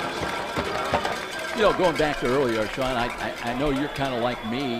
Let them play football to a certain extent. Darn right. I mean, there's a line that you don't want to cross, but when you come up and celebrate, indicate 1st down, and they flag you for a penalty, I've got a little problem. Hey, that was a huge catch made by a player that's having a huge game. And he didn't do it out of maliciousness. He didn't get in anybody's face. He was having fun, celebrating a great play. Now the Cougars, the good news, they got the ball. The bad, they've got it at their 1. And everybody basically is skill position players in the backfield. But here's a run up the middle. And they'll carry out across the 5 to the 6. And getting P.J. Dean with the carry that time. Get him a little bit of breathing room. And it'll bring up 2nd down. Where are they going to spot that ball? At the 6, up close to the 7-yard line. Yeah, Joe, that trap has been there all day, and it's typically been good for 5 to 8 yards. And, of course, we see it right there. That was a great play, bringing up a gain of 6 and a little more breathing room for the Cougars. So 2nd down, and they'll look to hand the ball off once again. Here's a cutback to the left, and that's not going to go anywhere. And by the way, we've got Nate. Let's see who's in there at quarterback for St. Francis right now. Do not believe that's Ferrer. on the carry. No, Ferrer is over here with the headsets on, calling in plays. I think that's Jacob Coker. Coker, a true freshman, will have 3rd down and 5. Well, Kevin Donnelly did promise us he was going to keep the first team out there with. He was going to pull him. You know, I'll put it that way. With 10 minutes to go, he's kind of kept his promise.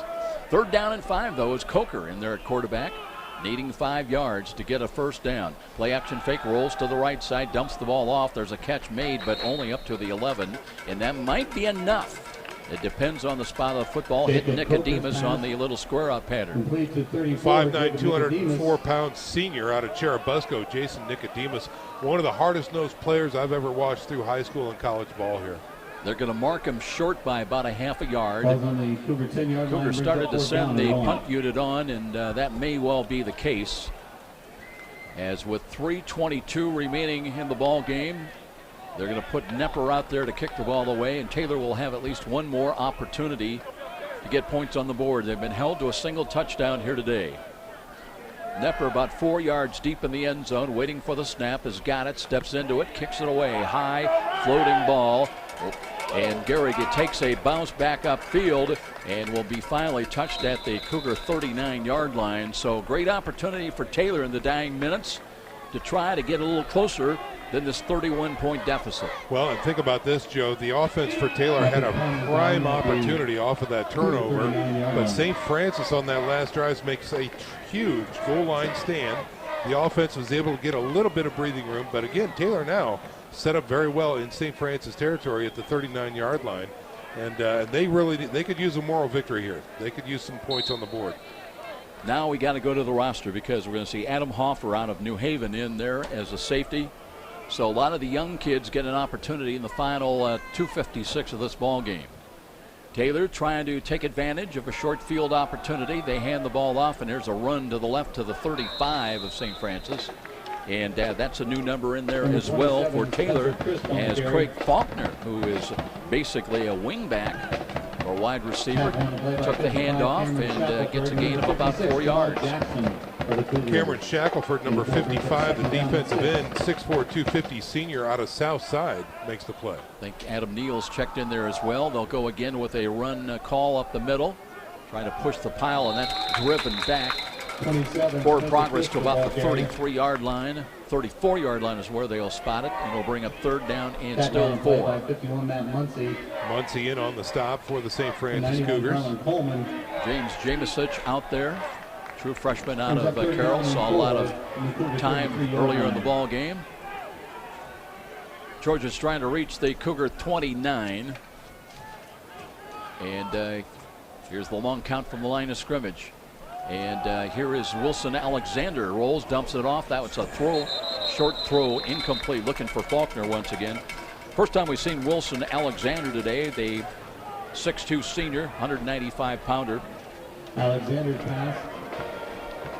Incomplete. Alexander felt that backside pressure. He saw the corners were blitzing behind him, and he threw that pass too low, and it skips off the carpet.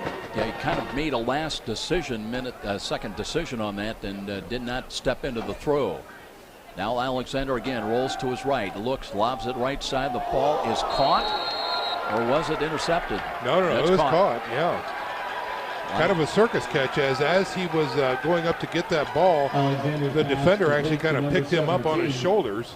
They're going to give him forward progression there, and it will be a first down. And that was Craig Faulkner once again with a nice catch. So 1st and 10 with under 2 minutes remaining, 97 seconds in fact. Now St. Francis calling a timeout. The defensive coach not happy for St. Francis right now. No, that's a timeout born out of substitution and young players. And they're getting an earful and a half right now. Where's Bishop Rhodes when we need him, right? Wow. Well, I think coach has gotten his point across.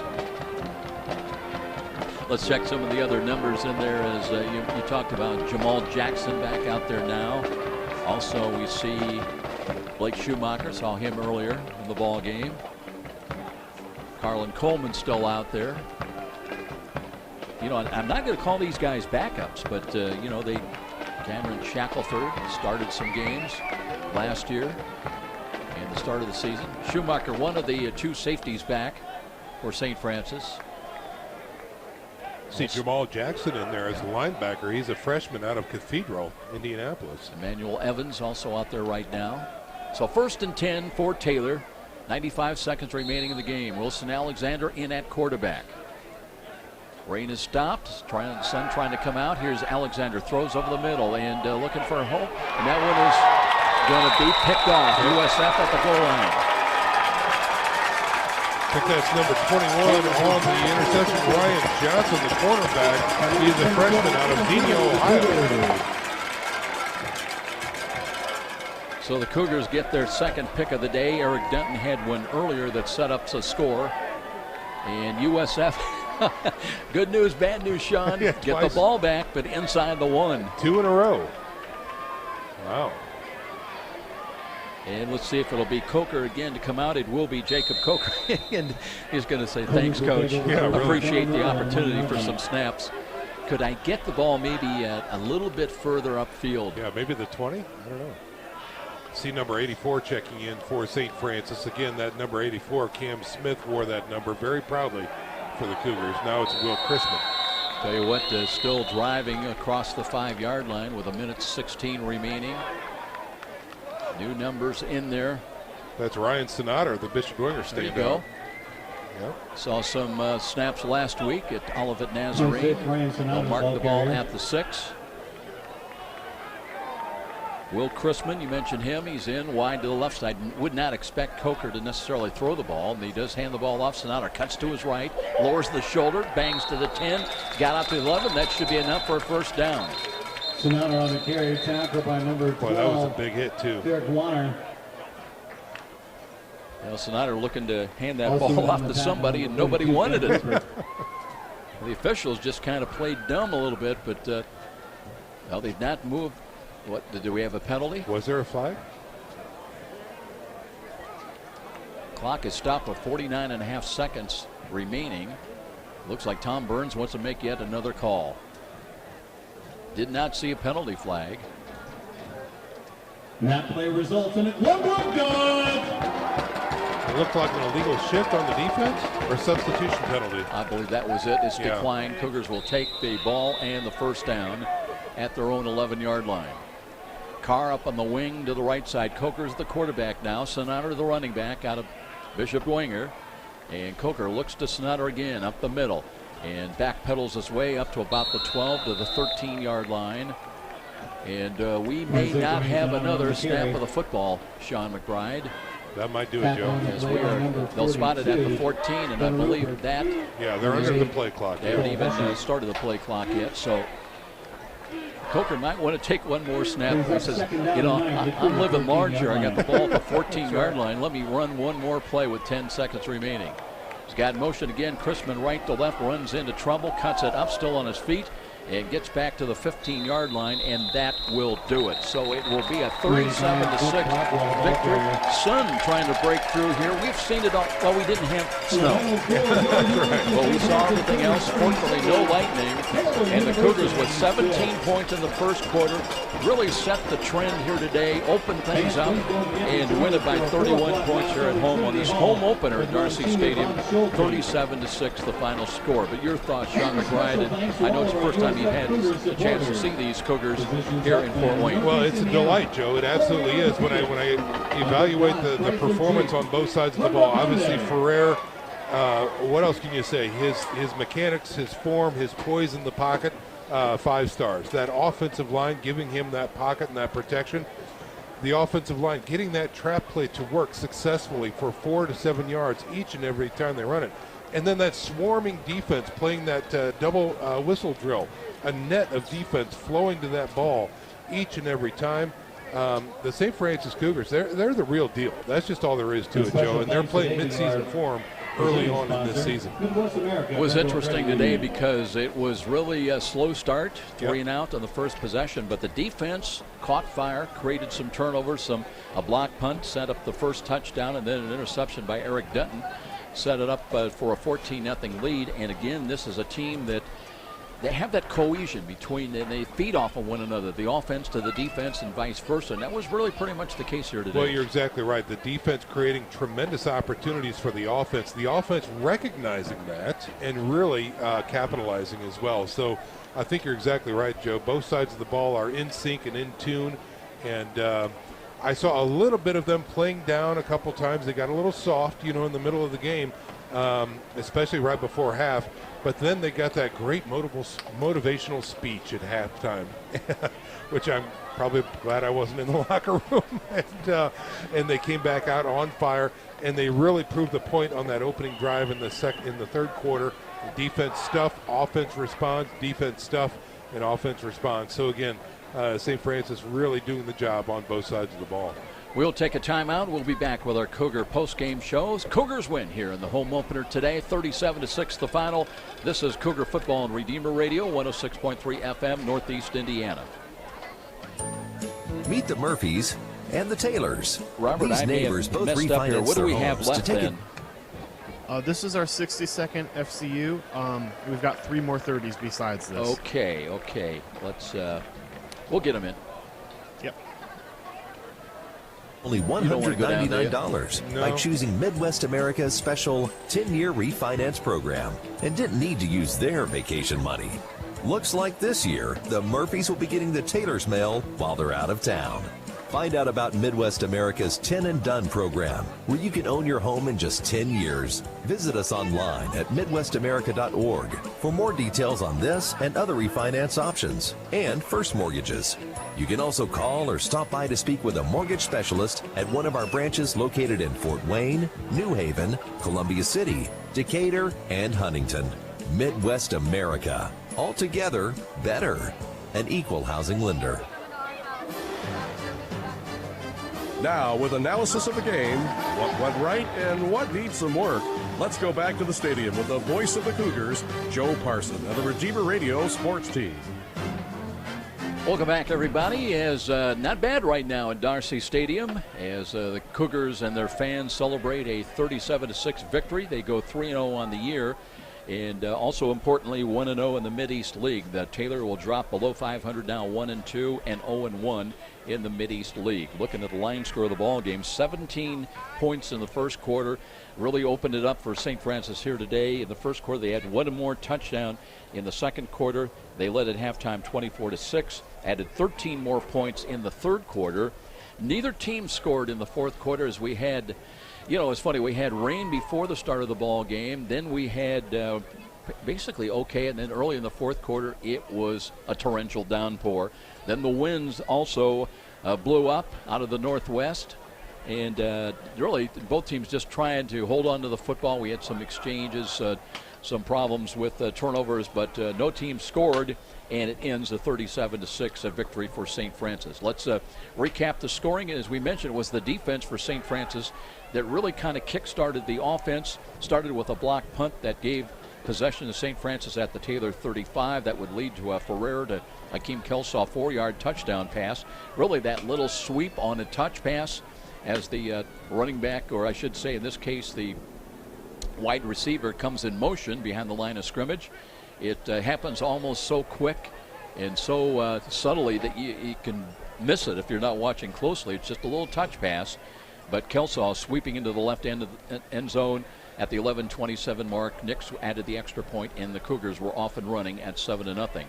Then after an Eric Dutton interception, as St. Francis would take over possession in Taylor territory. Again, that led to an 11-yard touchdown pass. First of 2 touchdowns between Ferrer and Seth Coate. And what was ironic, Seth, or what's your name, Sean? Yeah. Sorry. I'm ready for home. Anyway, it was 4th and goal and from the 11-yard line. But again, Ferrer, a good job of getting the ball in the sure hands of Seth Coate for a touchdown at the 9:21 mark. Great play. You're absolutely right, Joe. And the athleticism was on display, but also the brains as well. Let's talk about that. A lot of great ball control, good decision-making, and putting the ball where it had to be in order to be successful. So, again, Ferrer and Coate doing a great job this afternoon. Nix would add the extra point, 14-0 St. Francis. Nix would come back to knock down a 27-yard field goal. And 17-0, that's the way the first quarter would end. Nix would had an extra point also early on in the second quarter as Ferrer would hit Cote once again, this time good for 18 yards and a touchdown. That capped a 93-yard drive as the Cougars started from their own 7. Time of the score at 7:06. And then a 12-yard touchdown, the only touchdown of the ball game. Pollard to Danny Boy on the receiving end. The extra point was no good, and it was 24-6 at halftime. Wheeler had another interception before intermission at the 46, but they were not able to do anything with it for Taylor. There would be one more score for St. Francis, at least one of two in the third quarter. Ferrer to Zach Gegner on a nice delivery. About the third option, Ferrer looking right, looking down the center, checked off, found Gegner down the left sidelines. Good for 21 yards and a touchdown at the 11:42 mark.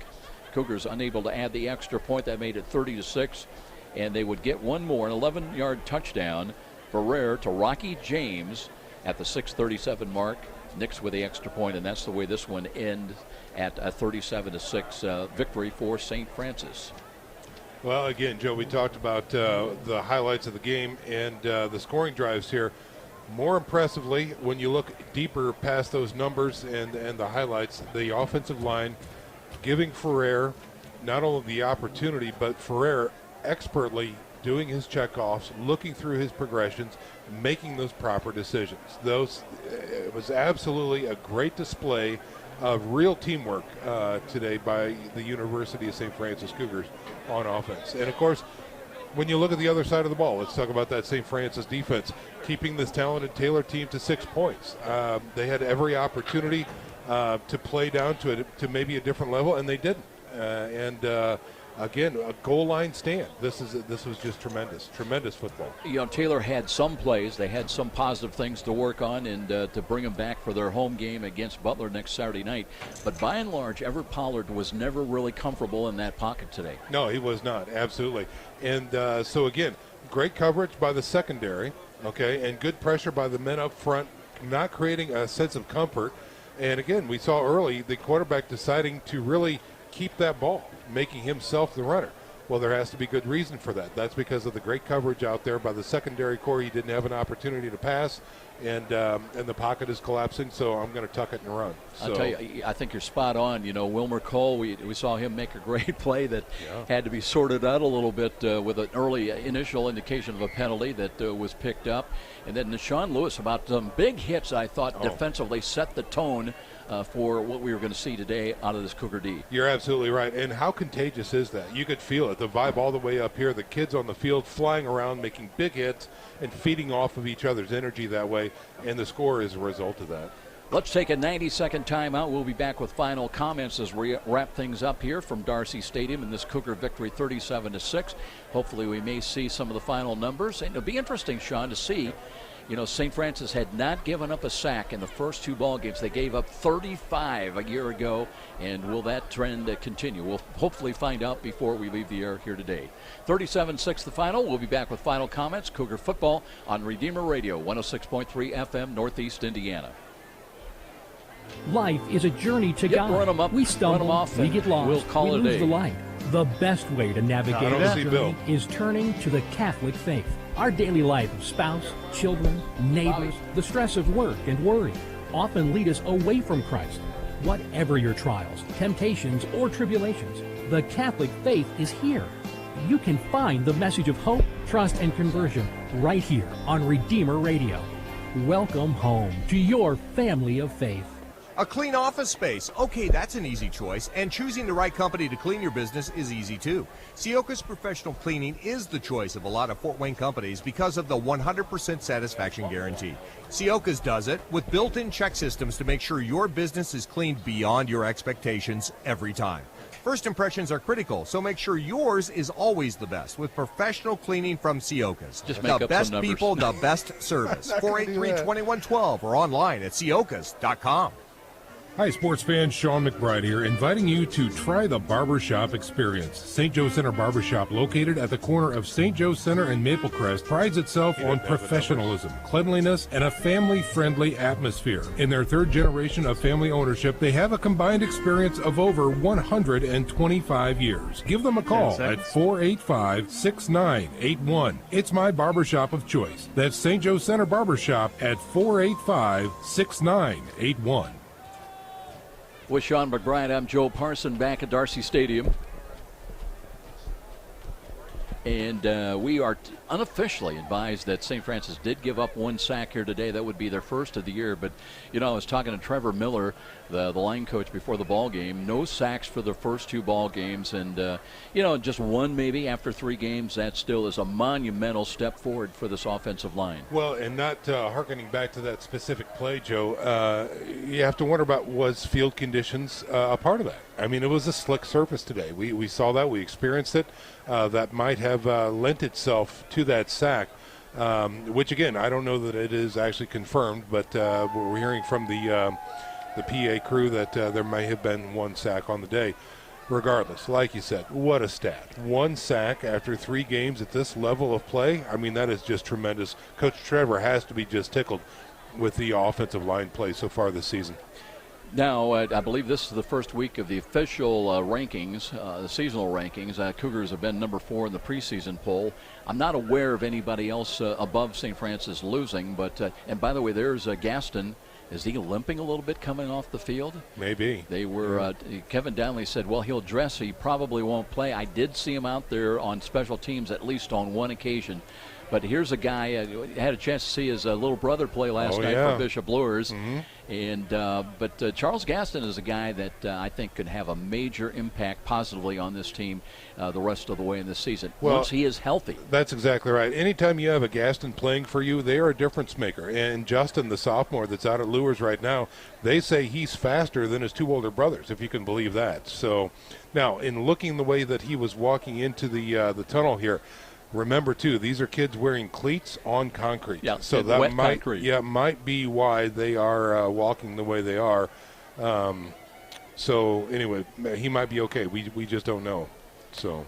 Well, let's take a look. As we mentioned, no game here next Saturday, so I know you're going to enjoy your time off to finish up that big move you got coming. Big move, that's right. Cougars will be back here to Darcy Stadium 2 weeks from today on the 24th. It'll be homecoming. A lot of festivities all week long and all that weekend. So go to the website, www.sf.edu. And just the St. Francis website to find out all the activities. I know that Mirror Lake figures into some things as well, but it's really a big week and a weekend of activity. And, of course, capped by the football game Saturday at 12 noon on the 24th against Lindenwood Belleville. As far as the Trojans, they will be back home now, and they'll have a night game next Saturday against the Butler Bulldogs.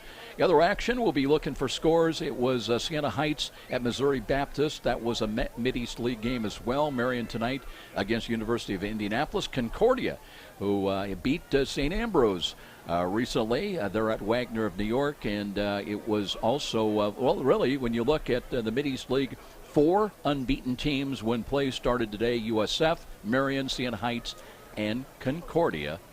So that's going to wrap things up here tonight and this afternoon, I should say, from Darcy Stadium.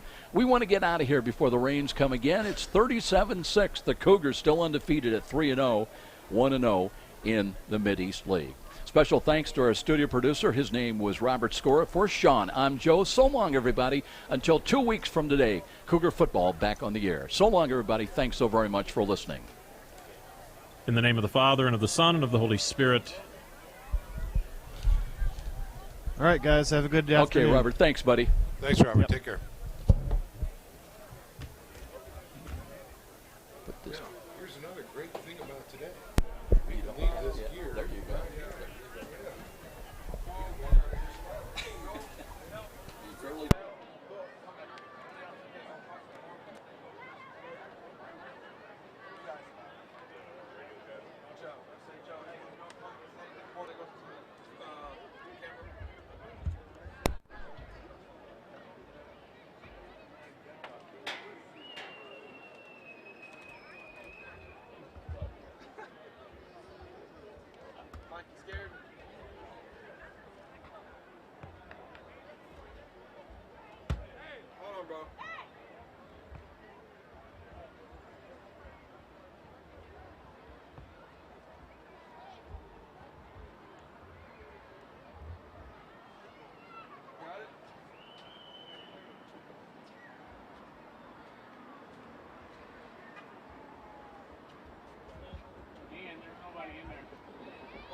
over there. That last room.